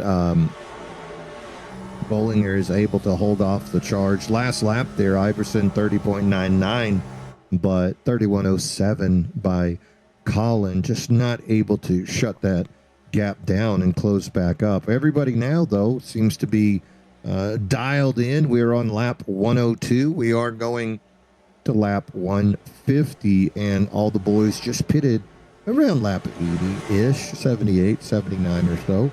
And we expect about 40 laps, so it's 130. So we should be good for about 20 more laps. About 20 more, and man, Mean Gene, look at that scoreboard in the top left. Look at those margins, and right there in front of Bollinger, that's the car on the top of your screen. That is the 12th place car of Kevin Kyle, and then that's the 11th of Joe Volpis, and that's the 10th of Lynott, and the 9th of Hillman, all on that one shot. Are we at Las Vegas NASCAR or Las Vegas Formula One? Oh, we got a caution. Steve Lewis. Wow, Louis, Captain Crunch is going to re-rack him. So we got your Venmo. Okay, cool. Looky. I was worried it was going to go through, Mean Gene. So let's take a look at what happened to Steve Lewis. Hopefully it made it look natural. Let's see, Lewis through 1 and 2. That's Matt Novella behind Lewis. Tiny bit less. Oh, Novella. I think. Oh man, it's gonna be big. Oh, we didn't tell him to do that. We don't have to pay for his hospital bills, do we? Got him. Oh man, I think what happened there, Mean Gene, is Lewis with a big moment on the exit there, checking up to not just annihilate the wall, and Novella not having enough time to react. And we've seen that a lot of times. Can't believe it's the first time we saw it today. Definite pain there on that side. It just Novella just coming out. So the only thing I'm looking at here right into him. Right into him. Everyone's gonna pit here. Yeah. Okay. Everybody's gonna pit here in terms of our leaders. Who is gonna have the cojones to take two? If anybody. Does anyone want to take that risk? Because now would be the time. That was only about 15-20 laps for these guys. This would be the time to do it. I just don't even know if I would take that risk. We've seen Iverson do it before, take 2 tires, part of a risk taker. Somebody like Volpis, this puts him back into this run. Maybe Volpis does it just for track position. We'll just have to keep an eye and see who's going to do it. So it's going to 53 and 13, keeping it simple. Left side's up. I think the 13 had a beautiful pit entry. He's going to have a chance at it. No, he's not. And so 4 tires for everybody, and so everyone tried to keep it simple, and I agree with you about taking the risk there, and that's why we didn't see any of that happening. Especially, I guess, if you are like a David Owens. He's still in 5th place. That 20-second lead that those guys had gotten is gone now, and none of that matters, and it's going to be real simple. But Mean Gene, I don't know how many more cautions we're about to get, if any, so we got to take these while we can get them. Let's talk a little bit about the DDI RL, DDI Racing League exhibition race happening later this week. This will be on Wednesday. It's almost time, and this would be the first exhibition race for the new racing league. These are going to be C-Fix trucks. We're going to be doing our first exhibition race at a track that we know that everybody loves, and if you don't love it, you're wrong. And that's Kansas Speedway. I mean, if anything, there's no reason to love it. It's for that track logo and that photo op that we all know about. But it's going to be a nice and fun race. It's going to be a little bit different than what we see here, too, at MRL, too. We're giving them an extra set of tires. So tires won't be such a make-it-or-break-it situation halfway through the race if you watch something like Thursday night MRL, Mean Gene. The one fast repair that you're used to seeing over here, got a 3,000 iRating cap to keep ultra-competitive racing. And we're going to be giving away a $25 DailyDriversInc.com gift card to whoever wins this race. And above all, it's going to be free to enter and broadcasted here on the Vortex Racing Network. So go to that link there, VortexRacingNetwork.com. I forgot to put .com. God, I'm stupid. VortexRacingNetwork.com, obviously. /DDIRL, and that is where you'll be able to sign up for this league and join our Discord and make sure you are there for our first exhibition race to start a new and exciting league that will be here on the Vortex Racing Network, which actually, that, I mean, goes to show too, worth saying too, me and Gene, this is our last race here on the MRL Broadcasting Network, and it's been a great ride. I'm excited to bring this league over to another network that I think will get even more eyes on it. Absolutely. That's what we're wanting to do. We want to get multiple leagues on that same platform, share fans. Everybody will be notified when the race is going to go live. More opportunities for fans and more opportunities for the drivers to get eyes on them, because this has been some exciting racing all year long. But now Colin Bollinger, he's trying to make it boring. He's wrote a story of how he's the best driver in the league. It's not going to be boring. And he wants to finish it off. Meanwhile, Iverson has proven he's had the speed. Iverson has run faster laps, as fast, had a little Sean Walton incident. How about David Owens? He's still got Babcock. And Vulpus, who spun hit the wall, is now an 8. We're green, and away we go. Great start there by Colin. Iverson on the outside, got Jax Duval on the inside of him. Side by side, Duval and Iverson. Behind them, you got Stinson on the inside, David Owens on the inside. Duval's free, and now Owens is side by side with Iverson. Iverson now has Hillman under him. Iverson, not a good start, looking for momentum. Up front, Jax Duval gonna sneak by Bollinger. It's Duval with a shotgun move. Owens moving up into second place. 3 wide, Iverson, Bollinger, Hillman. Door to door to door. Oh, look at Hillman almost make contact. He burps the throttle, lets the 2 playoff drivers go by. 3 of our championship 4 in the front 4. It's Jax Duval in the lead, coming around 3. Owens is looking up above him. It's Iverson looking below him. Jax Duval is going to cross in the lead. What an exciting restart. Incredible restart. Oh, and Owens is in the wall. Owens in the wall. Can he keep his momentum? Barely touched it. It didn't count. It was enough, though. It was enough, Mean Gene, because there goes Tony Iverson back to the lead. And like you said, that was a bad restart for Tony Iverson, but it was a worse one for Colin Bollinger. Colin Bollinger had control of that restart, and he winds up now in 5th place behind 2 of his championship contenders. And here goes Iverson looking at the inside of Jax Duval. Iverson needs to be careful here, me and Gene. He is not racing that 84 for a championship. He's racing the car behind him, the 11, and the 2 cars behind him of the 53. This is not something that's worth your doing if it's going to cause you momentum, cause you to slip up. He needs to make it quick. Duval knows how to win these races as well, me and Gene. He is no stranger to winning championship races when he isn't eligible for championships. So he is good at this. He knows the right amount of respect, the right amount of aggressiveness to show, and he's doing it right now. And look at that behind them. Hillman and Owens getting into it a little bit. Those two with some hard racing.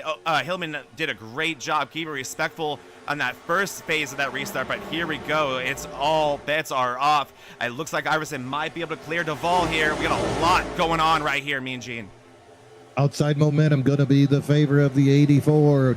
Iverson going to take it at the flag, at the checker line. They touch again. Iverson trying to get down on the white line and find that grip. Side by side, now Duval in the middle is going to have momentum. Iverson stays down with him. Hillman up into 3rd. Behind them, David Owens in 4th. Jay Stinson. Colin has fallen back to 6th. And now he's got a Babcock situation on his rear bumper. Meanwhile, Iverson in 2nd, but he's the top championship driver. This is lap 112 going to 150. 39 laps to go until we crown a champion here in Season 4 of the Monday Night Mayhem Cup Series Championship. Lenock raises the wall on the exit at 2 there. Is able to keep it straight. Just when it looks like Iverson was starting to kind of settle down and keep it content, the 08 of Alex Hillman joins the party and starts breathing down his neck, and now he's back on defense trying to keep that 08 behind him, because he does have to do that, me and Gene, because if he doesn't, that is the car in between him and his next championship contender of David Owens. It's a huge deal to that 13. If he can't get Jax behind him, he's got to keep Hillman behind him. Alex Hillman has shown to be a respectful driver in these situations, but he still also wants to win this race. Behind that, you see Stinson and David Owens going at it for 4th place. Owens trying to really stay as close as he possibly can to Iverson. He has the 53 of Bollinger, the dominant car behind him. He wants to keep it that way, but at the same time, he wants to stay close enough to Iverson to not give away his chance to win this championship. This is a make it or break it situation. And there is Alex Hillman. Look at the inside of Tony Iverson. Gotta be wondering what's going through the minds of the championship drivers. Tony Iverson driving cautiously, but sometimes that can be too cautiously. How about Bollinger, who went from the lead to now behind two championship drivers, and he's got Babcock and a sharp, fast Kyle Lynott behind him. Meanwhile, Joe Volpis not recovering from his early or late incident, and it's just gotten worse in that 07 car. He has got to figure out something to get himself back on. In theory, these boys could make it to the checkered flag. Yeah, I think that could mean, Gene, I don't think anyone cares about tire preservation yet. Tony Iverson is leading speed right now. Not only did Hillman get past him, but he drove away, and now here comes Stinson. And next up behind that will be, oh my gosh, will be Owens. But look at this, we might be 3 wide here, but not in Babcock are just making this all types of complicated. In the middle of that too is Bollinger. Bollinger going to go on the outside. He's got Jack Sanders behind him. Not clear, Babcock cuts down in front of Owens. Owens side by side with the 53. How about Jay Stinson side by side with Babcock in front of them? Iverson driving like Ryan Newman in front of them. Look at this hornet's nest of drivers. This is unreal, Mean Gene. What happened to Tony Iverson? It's like sometimes where it's like, did something break on that race car? All his speed is gone, and now there goes Babcock in the rear end of Tony Iverson. Our championship 3 are about to be side by side by side. Joe Volpis could end up being the champion if this thing keeps up. Yeah, you got to watch out for these kinds of wrecks. Meanwhile, up front, Jax Duvall, Florida man, continuing to put down great laps. 30.54 that last time, the fastest on the track. No surprise with he's got the clean air. Alex Hillman behind him, and then it's a hornet's nest. Jay Stinson breaks away a little. It's side by side 53 and the 13 of Iverson and Bollinger. Directly behind them, you see Sanders and Babcock. Then there's David Owens lurking, hoping that one of those two guys might slow down and give him the chance to get back up into the front of the championship 4. Tell you what, though, Jax Duvall looking like the champion he could have been. Look how close they are. They are just beating and banging every chance they get. Mean Gene down the tri-oval. I cannot believe that keeping it straight. Iverson's going to clear Bollinger here, and this is I don't recognize this David Owens. Usually David Owens sees a situation like this and says, let me have it, boys, let me mix it up with you guys. David Owens is taking a back seat and grabbed a bucket of popcorn. He's just enjoying watching these two duke it out, and he has wanted nothing to do with it, and I don't blame him, but this is not the David Owens that I know and love. This is very, very surprising, but man, I don't blame him. Look at these two, Mean Gene. This is unbelievably intense. Look at Novella looks to go below, and that forces Owens to the high line. Owens has been down on that apron in the safety zone this whole time, but now he's forced to the top. Owens gonna dip it down. He's in that middle lane, 3 wide behind him with Sanders, Novella, and Swingle. Up front, though, these cars cannot get away from each other, and their pace is slowed because of the side-by-side racing. Finally, looks like Iverson could get away, and no sooner do we say it than Jay Stinson and Jack Sanders come around the outside. 2 by 2 by 2. Sanders threatens to make it 3 wide. Stinson closes the door and gets a bump for his effort. Meanwhile, up front, Jax Duvall and Hillman have now created a 3.5-second lead between them and the championship pack. Iverson still in the front of it, but he's got Bollinger and David Owens in that group. Meanwhile, Joe Volpis almost losing this group. He's got to close the gap on Buddy Sully so he can get pulled into that group. Stinson takes the lead of the second group. Iverson with Bollinger behind him. Wow, that 53, he's not going anywhere, Zach. This is pure insanity, Mean Gene. I cannot believe what we're seeing on our screens right now. This is one of the craziest things I've ever seen. What's first of all hilarious about this is like one of the weird situations where being Jax Duvall and Alex Hillman in a championship race is great because they're just driving away because these guys are just only racing each other, right? If you're Owens, Bollinger or Iverson, you do not care about the 84 or the 08. You're only racing your opponents for the championship, and that's what's caused this 4-second lead. But to add to that kind of chaos is all these other fast drivers just creating this absolute hornet's nest. This is one of the craziest things I've ever seen in a championship race, and it's for third place. Jack Sanders, now a defending champion in this league, going to drive away a little bit, and it's all just because none of these guys can figure it out. Everyone's losing their runs. No one's had a good exit. This is absolutely insane. And now our 3 championship contenders are front to back on the inside lane. I just think they might want to figure this out amongst themselves, but no one's letting them do that. They are at 1.1 seconds off their best lap time. I wonder if they're counting backwards on their tires. They're on lap 124 out of lap 150. So still 25 laps to go. They just pit on lap 104, so they are on 21 lap tires. Oh, he's going to get touched. He missed that corner, and around he goes. That's what you get when you get in front of the 53. The 53 made contact and sent him down. That was off the racing surface. Oh, and there it is. There's the caution. Stinson back on the racetrack with a destroyed race car. That's what you get when you let your heart win, Mean Gene. Wow. All right, so that is going to get Swingle back on the lead lap. Whoa. There'll be 15 cars on the lead lap. More importantly, though, we're going to re-rack them. We're going to re-rack them. Who's got a set of tires? Who's got tires? And we have a chance to take a deep breath because, oh, my goodness, that wasn't good for my health right there. I wanted a heart monitor graphic there because I was freaking out. That was one of the craziest things. Cannot say it enough. But, okay, so we're going to watch a replay of this, me and Gene, and more than the Stinson crash, watch how close he was to ending Tony Harvison's race. Well, look at this. Way too deep in the corner. Oh, man, look at that. He held it, comes back down in front of the 53. The 53, he's on that white line. Don't have time for that. Yeah, and he was holding his grip, and he knew he had a procession behind him. Colin Blet's off right there. He's going to eat it from behind. Here we go. Yes. Business is picking up. Matt Novella going to stay out on the track. Look at that. What a wild man. Why not? We have actually a Matt Novella cam, so let's see the face of a wild man. Let's see here, me and Gene. Look how crazy this guy is. Psychopath. There he is. Matt Novella, the face of a man who doesn't need tires with 24 to go in a championship race. 53 taking four tires.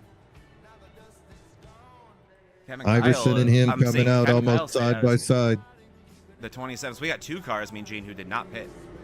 53 got the advantage coming out of the pits over the 13 of Tony Iverson. Both cars took 4 tires, but Colin with a slight advantage coming out of there. 1.4 second faster pit lane time for Colin. That's just how quick he gets in and out.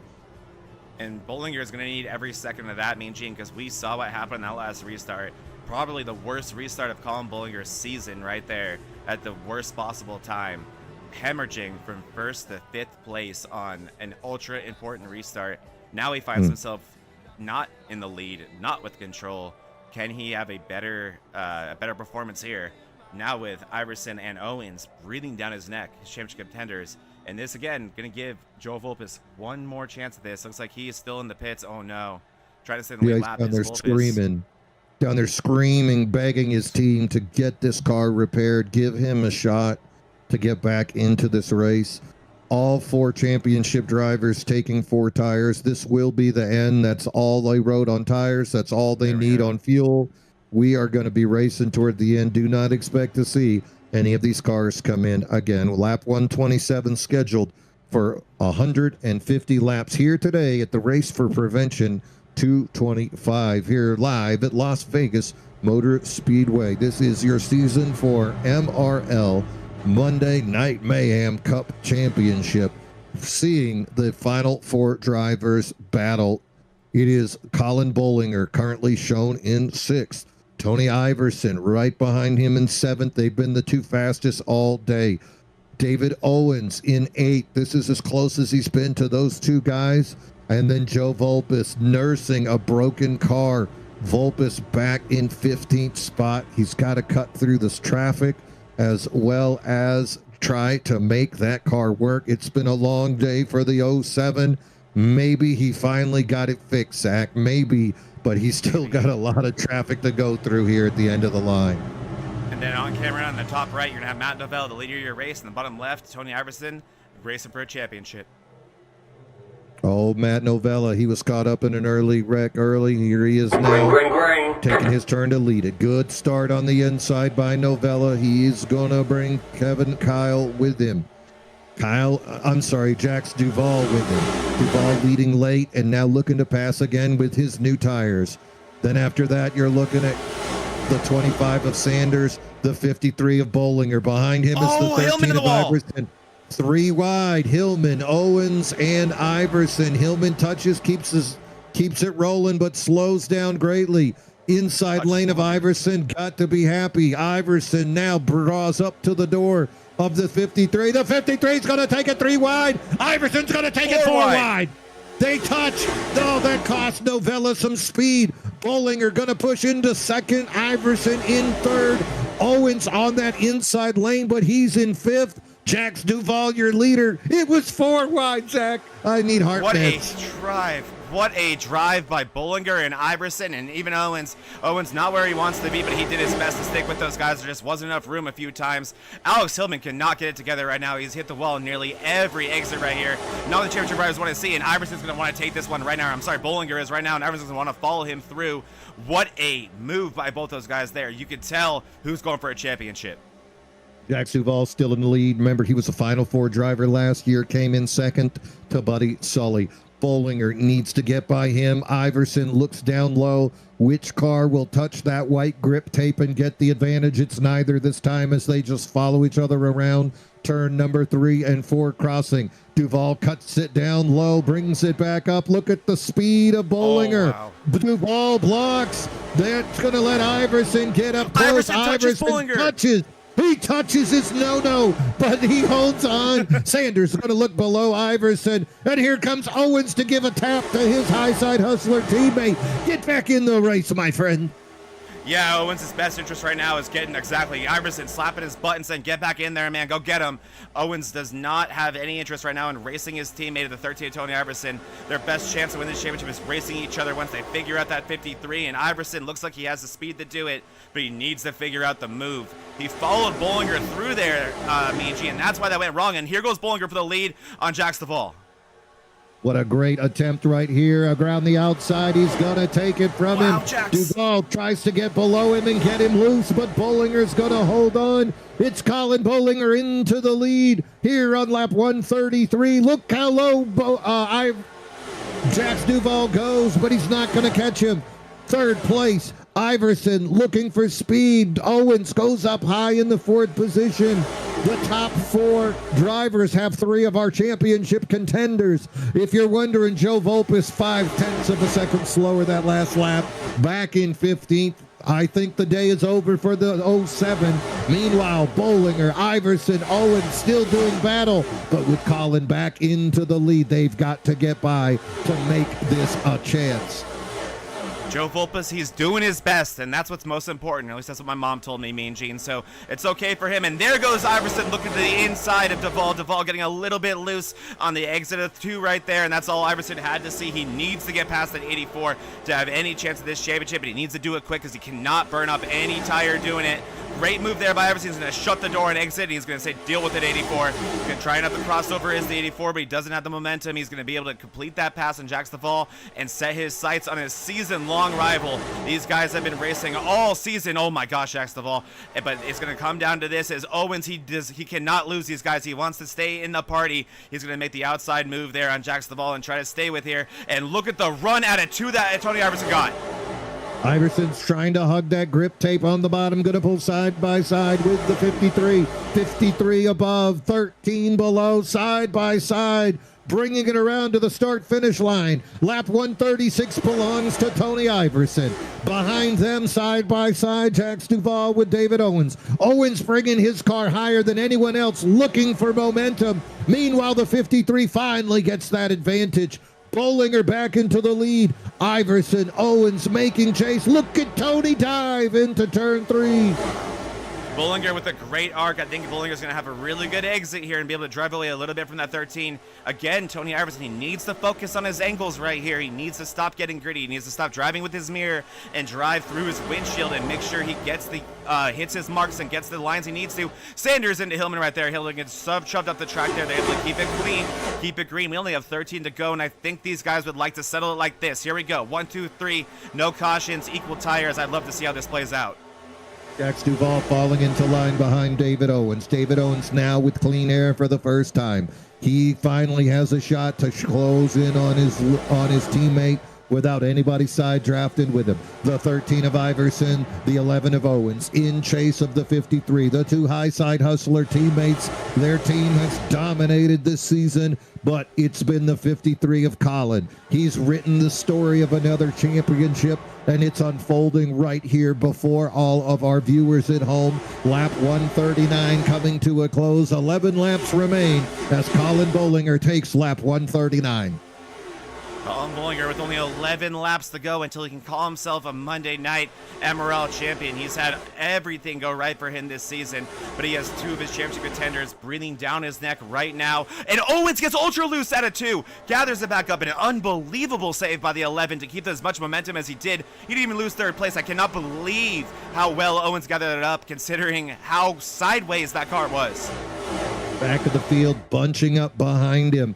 I think they can smell that this is the championship moment and no one wants to be a part of that. Entire field bunches up behind Owens, not driving by him. It's now up to Tony Iverson. Can Iverson close this gap? 0.46 seconds. Last lap.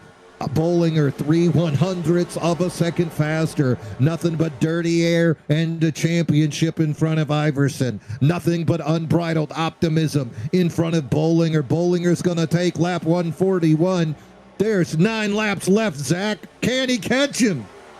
Nearly identical lap times for the two right there. As you can see in your top left, a 30.32 and a 30.29 from Tony Iverson. Iverson's going to have to find a little bit more speed than that with only 9 to go to have a chance at Bollinger. You saw Bollinger raise the wall on the backstretch over there. That's the type of stuff that Iverson likes to see. Iverson trying to find that right balance, but I think right now it's down to these two. That mistake by Owens may have been too much. Here we're going to cross the start-finish line one more time. That's a 34.9 for Bollinger and a 34.3 for Iverson. He just needs a little bit more, Mean Gene.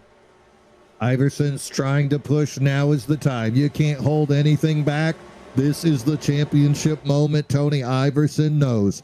First championship 4 appearance for Tony Iverson. Heartbroken last year when he was on the outside looking in. Came into this thing with his game face and his car ready to go. Not chatting, not talking to the other boys in the pit. He just was here for business, and business is picking up. Look at the gap now, how it's closed. Iverson trying to find the grip tape. He touches it briefly. Good momentum coming out for Bollinger, though.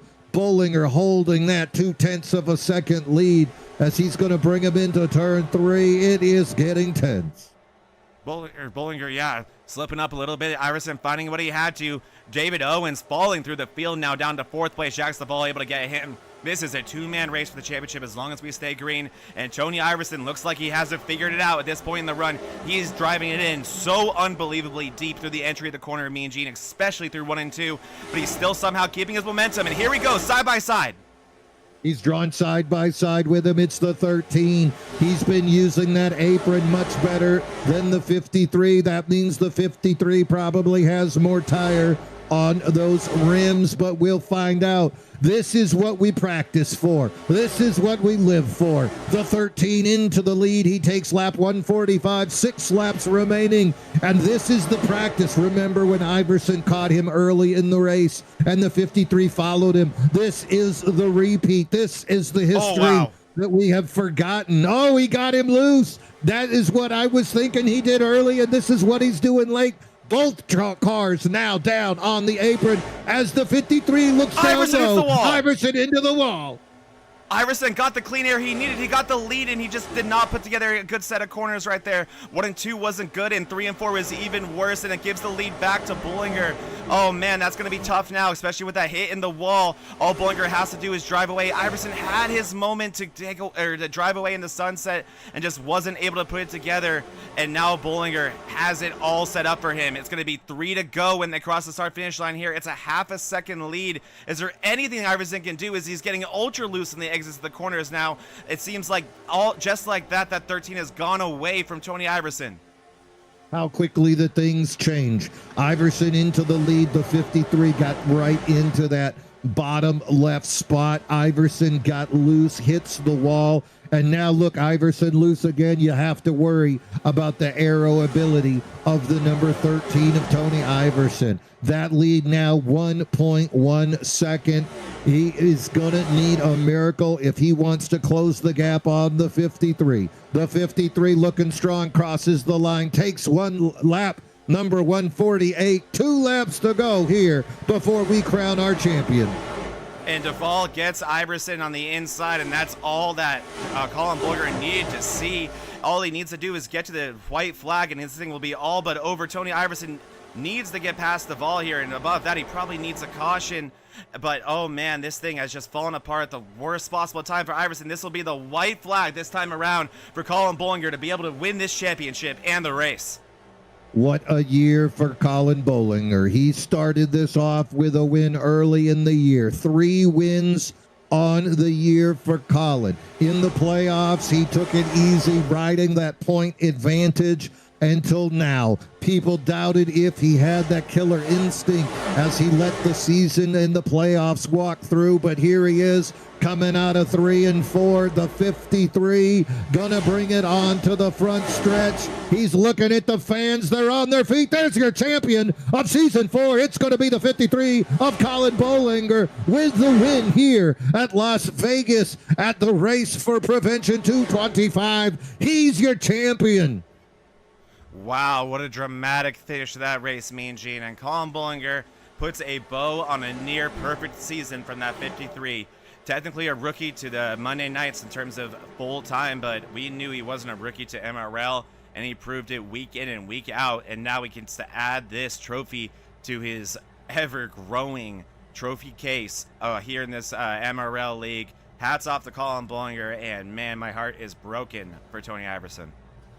Yeah, you got to feel bad for the other guys, but they came out here to compete, and that's what they got. Tony Iverson had his chance, had to be excited to be in the mix, so excited to be part of the Final Four. You know, he was over the moon to be leading there at the end of the race, just could not close the gap.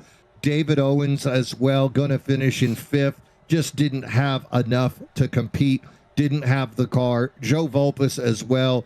After that disconnect or whatever cost him on lap 92, just didn't see Vulpes able to get back in it, and that means Colin Bollinger. I said somebody was going to have to stand up and take it from him. Tony tried. Tony was close, but in the end, the 53 with the donuts, with the laurel wreath, with the trophy, stands on top of victory lane. Look at this guy go. Yeah, I'm eager to hear what went wrong there for Tony Iverson there, Mean Gene. He took the lead, he had the clean air, and then the next 2 laps just were not what he needed. He did not hit his marks. He seemed to get loose on the exit of both sets of corners, and it really got bad through 3 and 4, and that was all she wrote. And I think that that hit to the outside wall out of 4 was enough to really hurt the aero of that car and not give him a chance to make a move on Bollinger later in that race. But Bollinger, I mean, there were moments in this one where it looked like everything had gone wrong for that 53. We saw him in 5th place with only about 20 to go, and he was able to make it happen and not only win the championship, but the race too. So just an unbelievable drive from everybody who was racing for a championship here. Yeah, this guy's got to be thrilled. It was his year. He picks up his 4th win of the season, and you just got to be happy for him. So much going on in the race, and yet he is the one that ends up coming out on top. The 53, Colin Bollinger. I'm trying to get him on the radio right now. Go ahead and shout him in here just so we can hear him while he's still in the midst of his donuts and his victory. Well, he's going to have to minimize his screen because he's not in Discord again. Yeah. Still up to There that. he is. I'm pulling him in. Oh, buddy, what happened? Oh, we did it, baby. That's what I'm talking about. Wednesday night champion and now Monday night champion, the 53 of Colin Bollinger. I mean, take me through. The 53's in the lead. It all looks good. Here comes a caution. What are we doing? Iverson takes the lead. What's going through your head? I mean, honestly, for the first 80 laps of those, honestly longer. I don't even know, what was it, maybe to lap 90 or so. I not really celebrating, but I was feeling good. I mean, we had a 3-second lead and we kept short pin, so it would always give us about another add-on a second to it. And I knew that, like, even if I would pit a couple laps earlier, the long run, like, I could hold on to it enough. I was still making mistakes, but I think I was making less mistakes than everybody else, and I was holding off Tony, and yeah, like you said, that caution came out. I was not happy. I mean, at that point, I think I had three-ish second lead, and when I saw that, like, get erased, I was pretty upset. But yeah, no, we had to save fuel a little bit there, and then we had one more caution, and at the end, I just said, it's time to unhook the trailer, we're going. So we beat the tires off it. I mean, Tony got to my outside, and as I got back on his inside, he drove it right in the fence. I think he knocked the steering out, so it would have been probably a drag race to those last 5 laps. But after he did that, I was just out there, you know, just making sure I didn't spin the car around or pack the wall up or let anybody else take it from me, because I felt tonight I had the best car and I deserved that a lot. So just really excited right now. You should be. And it had to feel good that it was Tony Iverson you were doing battle with. That was the guy, the end of this season here during the playoff run, that you seem to always be racing with. You and Tony just seem to be the fastest guys here at the end of the year. Periodically, there was a third fella. But how rewarding is it to not just be the champ, but to beat the guy heads up that you were dueling with the entire end of the playoffs? I mean, Tony's a class act. Had to be good to be neck and neck with him there at the end. I mean, it feels great. I mean, especially with the Michigan race the other week, you know, I was kind of mad at somebody else, but when you do look at the move he made, it was kind of in my rearview mirror, but I was like, yeah, it's kind of a tough move he made on me to pack me up there. And you know, we've had a lot of tight racing this year. I think there was a Dover race incident that we've had. So we've ran into each other incident-wise a lot this year, and we still raced relatively clean, and it's been a good time. So to just actually get him there and make him make a mistake for once instead of me making a mistake, it was pretty rewarding for sure. You know, it seemed like a replay too, because early in the race you were leading, and then you lost a big gap, like a 1.5-second lead, and Iverson passed you briefly at the very beginning. Did that give you an opportunity to kind of feel out how Tony drive? Did that moment help you later when you went for that pass? It seemed like you were in the perfect spot, and he just got a little bit loose. Yeah, I mean, that first run I ran, I was going to see how the tires were going to react. I knew it was going to be, the cars were going to get loose. I just wasn't sure. So I ran it hard. I think, yeah, I got to a 2-second lead, and I slid the rear so bad, lit him up, and he drove around me. And even after the rears were pretty much on fire, I stayed within 0.2 of them those last 10, 15 laps to the next pit cycle. And I was like, well, okay, if I messed up this bad, I'm still right here. If we short pit him and get in front of him, I don't think he's going to pass us back all night. And I mean, if we would have went green, I don't think he would have had to really do something crazy. Maybe two tires, like something with 35 to go, and that's a lot of ask for us. Two tires at that track tonight for sure. But you know, I knew that the car on the long run was really great. Yeah, it would have been a tough ask, 39 laps with just 2 tires. You know, the other place that you definitely had an advantage, Colin, was your pit lap time. You were getting a 0.5 second over him and David Owens every time you went into the pits as well. So great job with your entry, maintaining lap speed, hitting your pit stall, and getting out as well. Always helps when you are the pit lap time champion as well as the best driver on the track. Colin, congratulations. You are the winner of the Race for Prevention 225, and also you are the champion of Season 4 MRL Monday Night Mayhem Cup Racing. Anybody you want to give a shout out to here today? I mean, just all the guys all year. I mean, you guys for broadcast, and I mean, as much as I like racing, I like seeing us race as well. And you know, this will be a video that we might be watching with the boys, tomorrow night, something or other. But them two, Sean Walton, Andrew Bolander. I don't think he was here tonight. Babcock was in the field. Daniel Plant Smith, he wasn't here tonight, but he always makes me look real good with all my paint schemes, and just all those guys, because that's why I'm racing. I love racing with those guys, and it just happened to be we're winning the championship as well. So good times. Hey, I'll tell you what, you're the champion. This year, though, Highside Hustlers wins that team championship. Are we going to see Mo Power be an official team next year? Are you gonna get all the boys together like Voltron? I don't know. I mean, it's really late for a lot of us, and I know I said I might not be racing next season, but the itch I always have the itch. So I mean, maybe not full time, but I'll probably run some part time races here. But I don't think I can get these guys to run this late. I mean, it's a tall task for a lot of us to be up, but I know a lot of the guys do too. Work? But no work. Yeah, I'll just quit my. If you want to pay me, I'll make the team for next season, and we'll get all these guys, racing on Mondays. I got 9 cents. I could throw in 9 cents a Monday. Well, Zach, you good for what, about 7? I can easily match that. Yeah. Oh, look at that. We matched it. We're up to 18 cents.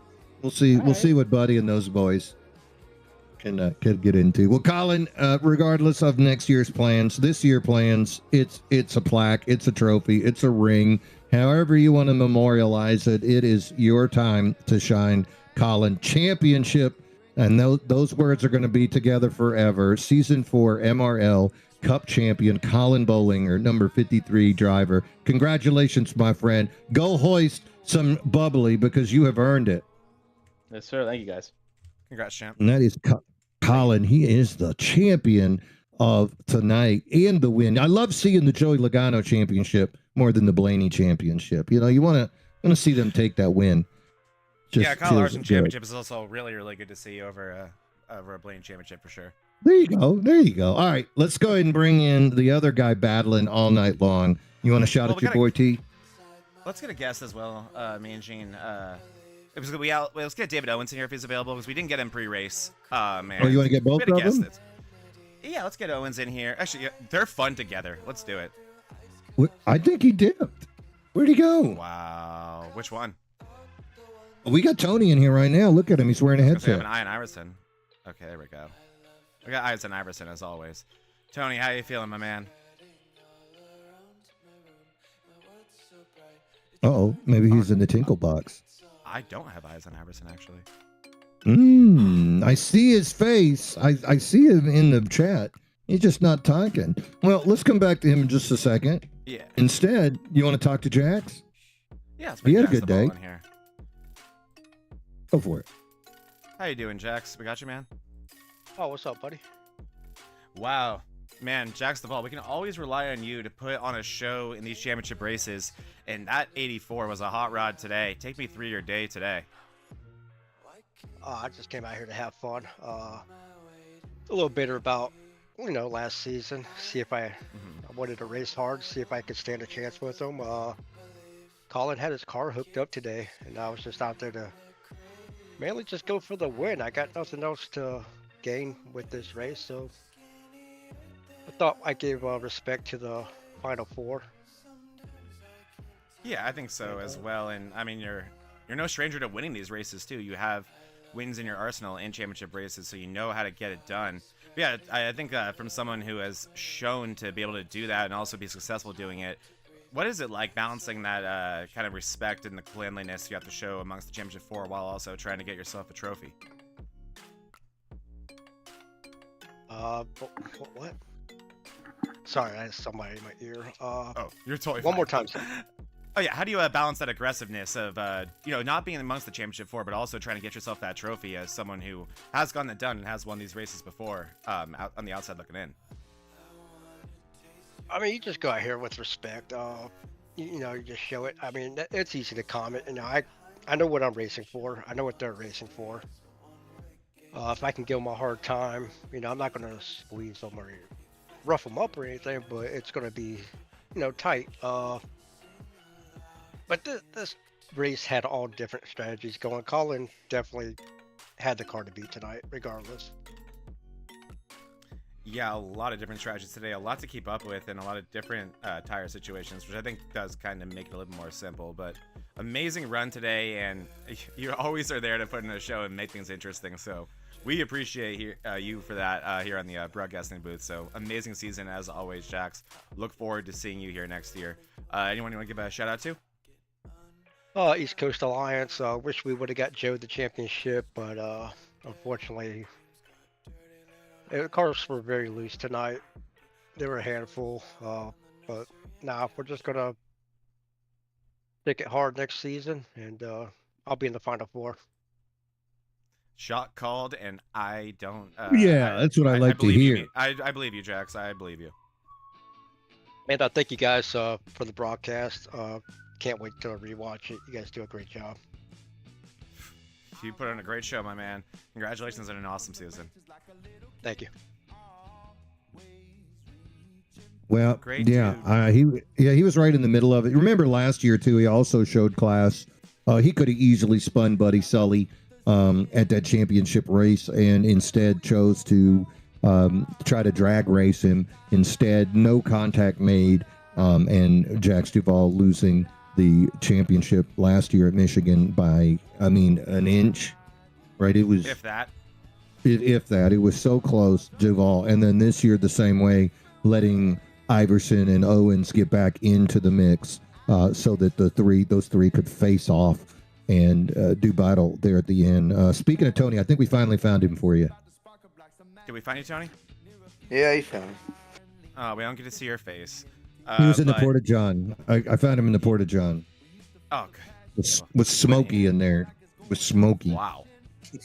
Well, Tony, man, I don't even know what to say. I guess take me through what was going through your head and what happened there with after you made that pass with about, I think it was like 7 or 8 to go. Oh man, I'm still trying to digest everything. Yeah, so I was a little slow entering pit road because I was so nervous to make a mistake because I had a bit of trouble with it in practice. So I was trying to not, completely spin out there. So I'd always give up like a second or so every time we pit, and then I would make it back. And,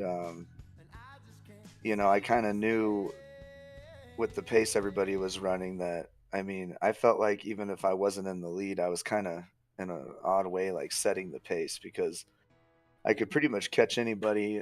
I think I had the right way of approaching the long run. And then when we got to the end there, I knew that I had to stay with Colin when the green dropped. And I knew everybody was on 4 fresh tires and that it was time to go. And everything went exactly like I thought it was until I got, I think there was like 3 or 4 laps left. And I was in front, and we were going through 3 and 4, and I missed the corner. I didn't get my nose pointed the way I wanted, and so when I was trying to catch it, I knew he was right there, and I was like, man, I'm gonna either come down and hit him, or I could possibly hit the wall right here. So I opted to go up toward the wall because I just didn't want to make contact with anybody. And there was earlier in that run where I hit him in the rear when we were going through the corner, and so I backed off instead of crashing him. But so when I hit the wall, I thought it was a flat enough hit to keep racing, but I got wheel damage. I didn't expect it. The car didn't seem to jackknife, from one side to the other on impact. So I thought I was just going to smack the wall and then pass him again. Honestly, I caught him so many times in the race that by that point in the run, it was just mine to take. And then, it takes that one mistake, and I didn't make that mistake all night until then. So, it's on me. But aside from the slow pit entries, in that one corner, I would say that everything went the way that I thought it was going to go. How about Sean Walton? Was it like racing that 23 a lap down? Was that something that you had on your bingo card for today? No, he's an idiot. You know, he turned left going down the straightaway. And he was obviously blocking, you know, and even with that extra 2 seconds he gave his friend, it still went away. So, you know, they tried all their best little tricks. And like I said, when that seemed to be that way, Thornton was racing for a win. Walton doesn't have enough speed to race for wins, so he should have just left us go. But, yeah, that really pissed me off. And he won't be, you know, I used to cut him slack every time I'd race around him because I knew everybody else hated him, but now I get it. So, yeah. But, you know, that's part of it. Stoked about that one. Yeah, it really is part of these championship races, and you have to just expect every trick in the book to be pulled out on you and not be surprised when it does happen. As frustrating as it is. But, I mean, like, I can tell you from where me and Gene were sitting here and watching, it's one of those where... I've had a chance at these type of championship races 3 times now, and I'm 1-3, and I finally got it done this weekend. The 2 times before that, where I always, you know, you walk away so heartbroken. I always remembered ask myself, did I do everything that I could to win the championship today? Did I leave it all out there? Did I take every chance that was available to me? And every time for me, the answer was yes. And just sometimes it doesn't go your way. And I can tell you. Yeah, from me and Gene's perspective, I think you did that. I think every possible chance that was available to you, you took. And, it's one of those things, 150-lap race, 300 tries at a set of corners, and if it goes wrong one time, that could be enough. An amazing season, though. And what do you take away from a season like this, coming up just barely short, but still winning a handful of races and definitely being one of the cars to beat week in and week out? You know, these last couple of weeks, actually, my computer has started kind of stuttering, like right when I load into a race or like toward the end of a race if it gets warm. So about 4 days ago, I bought a new computer, and it's the first time I've ever done that. I bought this one used off some classified ads. So, I'm really excited to hook up the new computer. And you know, I'm not saying that the stutters crashed me because I had been racing through them for the last 2 weeks, but I feel like it could have been in my head a little bit. And like the last, I want to say 14-ish laps, it started creeping up on me again, and I could hear the fans on my GPU for the first time ever. So, which is weird because I didn't have any cars in front of me. Usually it was happening when I would have cars in front of me. So I don't know. Moral of the story is I feel decent enough about the outcome of the race. And I think that, you know, the only things I could have done different is not letting off when I ran into him in the first set of corners there after that restart. But like, I didn't want to win the championship that way, but I definitely didn't want to lose it the way that I lost it either. So I don't know if I really have too much to think about. You know, I know what I did wrong, and yeah, just gonna, you know, prep and get my new setup dialed in and be back for next year.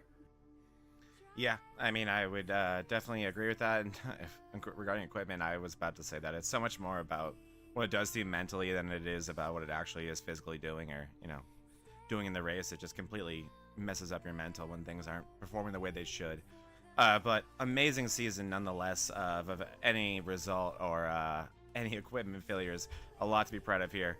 Great job this year, my man, and thank you for rolling with the punches all year, being with us when you were doing the driver cams, being with us for Inside the Mayhem a couple times. It's been an absolute pleasure, and it's going to be, we're looking forward to having you guys next year. Anyone you want to give a shout out to before you get out of here and we don't see you again for a couple weeks? Yeah, so first off, you know, the High Side Hustlers, you know, I was hoping one of us would come away with the title, but, you know, it went the way it went, you know. And, you know, shout out to you guys. I love watching these broadcasts regardless of the result, you know. Even last week when I jackknife into the wall, it was so funny. It was so fun. I was dying laughing. But, Yeah, and then the league. This is such a fun league. Um, Man, I can't believe the way these last few races came. It just kind of felt like I was dueling with one guy. Like, it's such a rare thing in NASCAR to feel that way, but it was weird. I was watching the Coke 600 yesterday toward the end there when it felt like it was either going to be Denny or Byron, and they were just dueling. It was back and forth, pit road and it kind of felt like that for a minute there with Colin today. Oh, yeah. So shout out to him. It's been fun racing him. Him and his damn I rating make me want to drive so hard, and I think he's made me better over the course of this season because I wanted to beat him so bad. And yeah. And of course, the most important is the wife. She sets aside a lot of time, and she literally like comes in the door off work and then kind of takes over everything that's going on so I can jump in here. So shout out to her as well. And yeah, I think that's it. And I just want to say one more time too that my computer being shitty, I'm not trying to use that as any type of excuse at all. I made it this far driving this, same 2018 computer, and yeah, it'll be fun to upgrade and see rubber on the track and stuff. So yeah, but yeah, no, it's gonna be a really long off season for me. I can't stand Mondays without racing, but can't wait to come back. Hey, maybe we can hit up some exhibitions or something. We'll see, and we got plenty of other leagues. Hopefully we can convince you to come racing, but amazing season, Tony. It's been a pleasure, and congrats on the season overall. Nothing to be ashamed of. Great job, man, and shout out to your wife. Nothing like having a great crew chief like that. Yeah, for sure. Thanks, guys. I can't wait to watch it back and see myself fail. Ow! We didn't enjoy it any more than you did, Tony. But yeah, he's not kidding, Mean Gene. We kind of gloss over it, but that I rating of Colin Bollinger is no joke. 4,200. Oh my, he is the cream of the crop. Oh yeah, it kept him out of Bonfire. I was trying to put together a team of assassins over in Sunday Bonfire League, and they were like, "Oh no, you too fast. You can't do it." Said that to me, and I'm not. I got a good team though. They said that to me. I got a good team. I know I got a good team though. I got a good team. Oh yeah, you do. So I'm very happy with what we got. We're of course we're chasing down the F1 champions ahead of us, but is what it is. We're going to talk about our teams here on the post-race show. Of course, that will be over on the Vortex Racing Network inside the Mayhem with Mean Gene Money and Zach Panzarella. That'll be coming on in about 20 minutes after we end this broadcast, and we're going to wrap up the season for you guys at home. I know you enjoyed what you just saw, and you'll see a little bit more of it there as we pick a couple of clips out of today to show you guys exactly what happened to our Final Four, as well as those last moments, that battle we saw between Iverson and Colin Bollinger. Colin Bollinger, of course, he is your Season 4 champion as we are going to leave Las Vegas Motor Speedway. Zach, been a heck of a night, man. It has been a blast. It's been a heck of a season as well. Cannot wait to see what drivers end up signing up for next year, what teams, what tracks. A lot of exciting news coming up in the off season, and I'm sure they're going to do a few recruiting / exhibition races just to keep it spicy, right?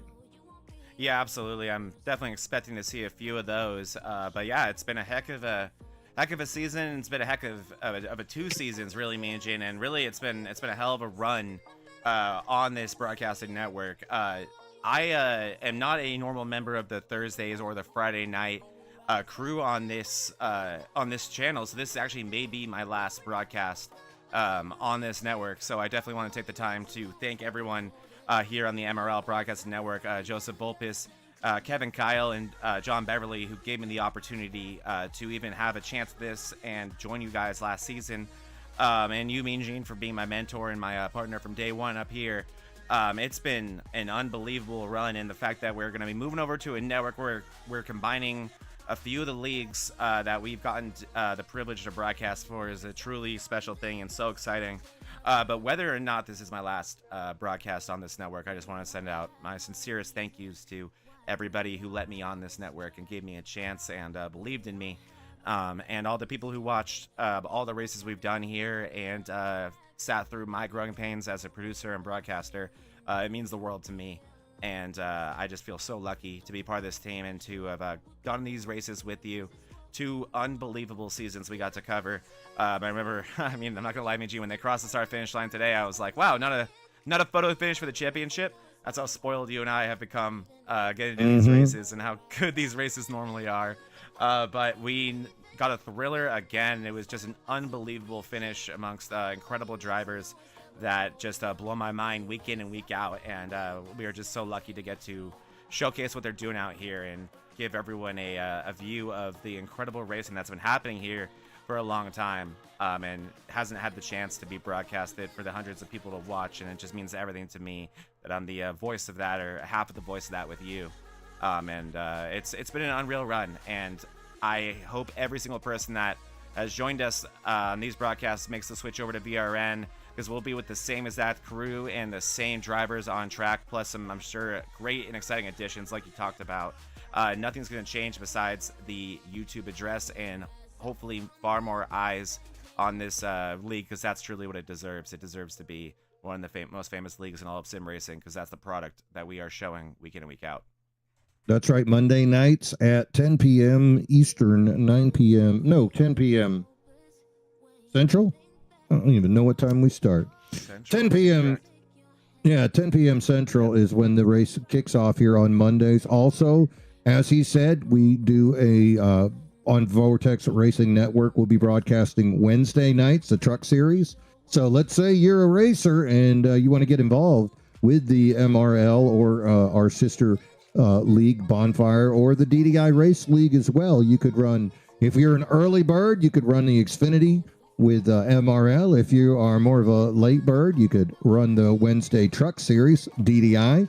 That will be broadcast here on the Vortex Racing Network. Thursday Trucks, that'll be broadcast on MRL. Friday night, they race ARCA.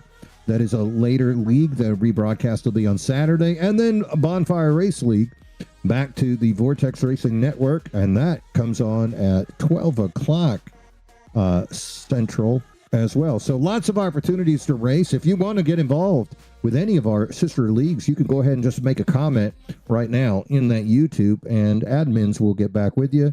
And make sure your iRating isn't 4,900. And perhaps you too could be on the track with us.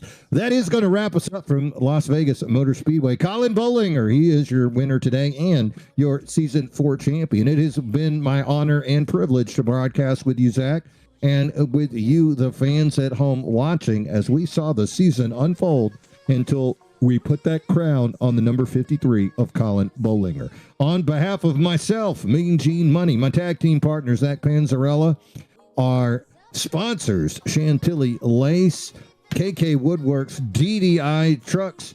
This was the race for Suicide Prevention 225. So thank you as well to Kyle Nonat with the 988 sponsorship. All the admins, Steve Fugay, John Beverly, Joe Volpus, Zach Panzarella, and David Owens. Thank you so much for joining us, and we will catch you next season. As always, ladies and gentlemen, bottoms up and hammer down.